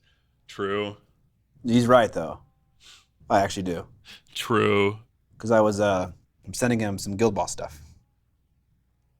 Why are you sending him Guild Bell stuff? Did you want some Guild Ball stuff? Bro. I have not heard you utter a single word of interest in that game. You should ask Dan about that. I know. So Dan, no. See, the thing is that I've heard more about how you're interested in the game from Dan than I have from you. Like I know you want the same team he has, right? Yeah, the Blacksmiths. Probably. The Smiths, yeah. I think of all of them, that's probably the one. Some guy at Adepticon said he was going to send us some stuff. So if I get any Blacksmith stuff, it's yours. Sweet. All right. With the giveaway winner decided and my tests with the range, complete for now. Still got to paint that whole model, the big one, to see what really happens. I think we'll call it for the stream, y'all. Who should we raid? I was looking at that and I was trying to find someone painting non-Warhammer stuff, and I'm having a hard time. Is it impossible or? It might be. I think the only non-Warhammer things I've seen are on Spanish streams, so. Scott's having a fire sale on Guild Ball stuff. Evan wants all the things. You should know this by now, Scott. It's true. Anytime a game gets played on set, I have to buy it. That's basically how it boils down. And Guild Ball's the only proud nail in that regard. I have Blood Bowl. I have Marvel Crisis Protocol. I don't have Batman. I have managed to dodge that bullet. So dodge the Batman bullet. It looks like PA, whoever PA is playing BattleTech. Let's go there. Oh, Penny Arcade is. Oh, Penny Arcade. Oh, of course, we'll do Penny Arcade. I was looking at their thing before. They weren't live yet, but they are now. So yeah, we'll raid Penny Arcade. All right. Got that all lined up, Evan? What? You got that all lined up? Should I outro the stream? Yeah, sure. All right, cool. Thank you guys so much for hanging out for this stream, for donating subs, for donating bits, for gifting subs, buying your own subs, using your Prime sub, whatever it is. Like, I really appreciate the support a lot, guys. We got 53 subs this stream. That's amazing, honestly. I don't think we used to average over 50 subs a stream. Like, we didn't nail a giveaway a stream. So to see growth in the stream is really cool. Appreciate it. Scaver, thanks for gifting us up to RK Sanders. If you guys didn't hear earlier, you can, as a sub, get access to the Miniac Discord, which has a lot of fun things going on if you want to check it out. There's a little command in the chat to remind you of how to attach your Twitch account to Discord so you can get in there. I think it's !Discord. Or subscribe. Or subscribe. I think. Yeah. But otherwise, guys, we'll catch you later. Enjoy some BattleTech from Penny Arcade Expo. We'll be here on Thursday playing. Yeah, so we're playing Frostgrave on Thursday at 7 p.m. CST, so show up for that. There we go. All right, y'all. See ya.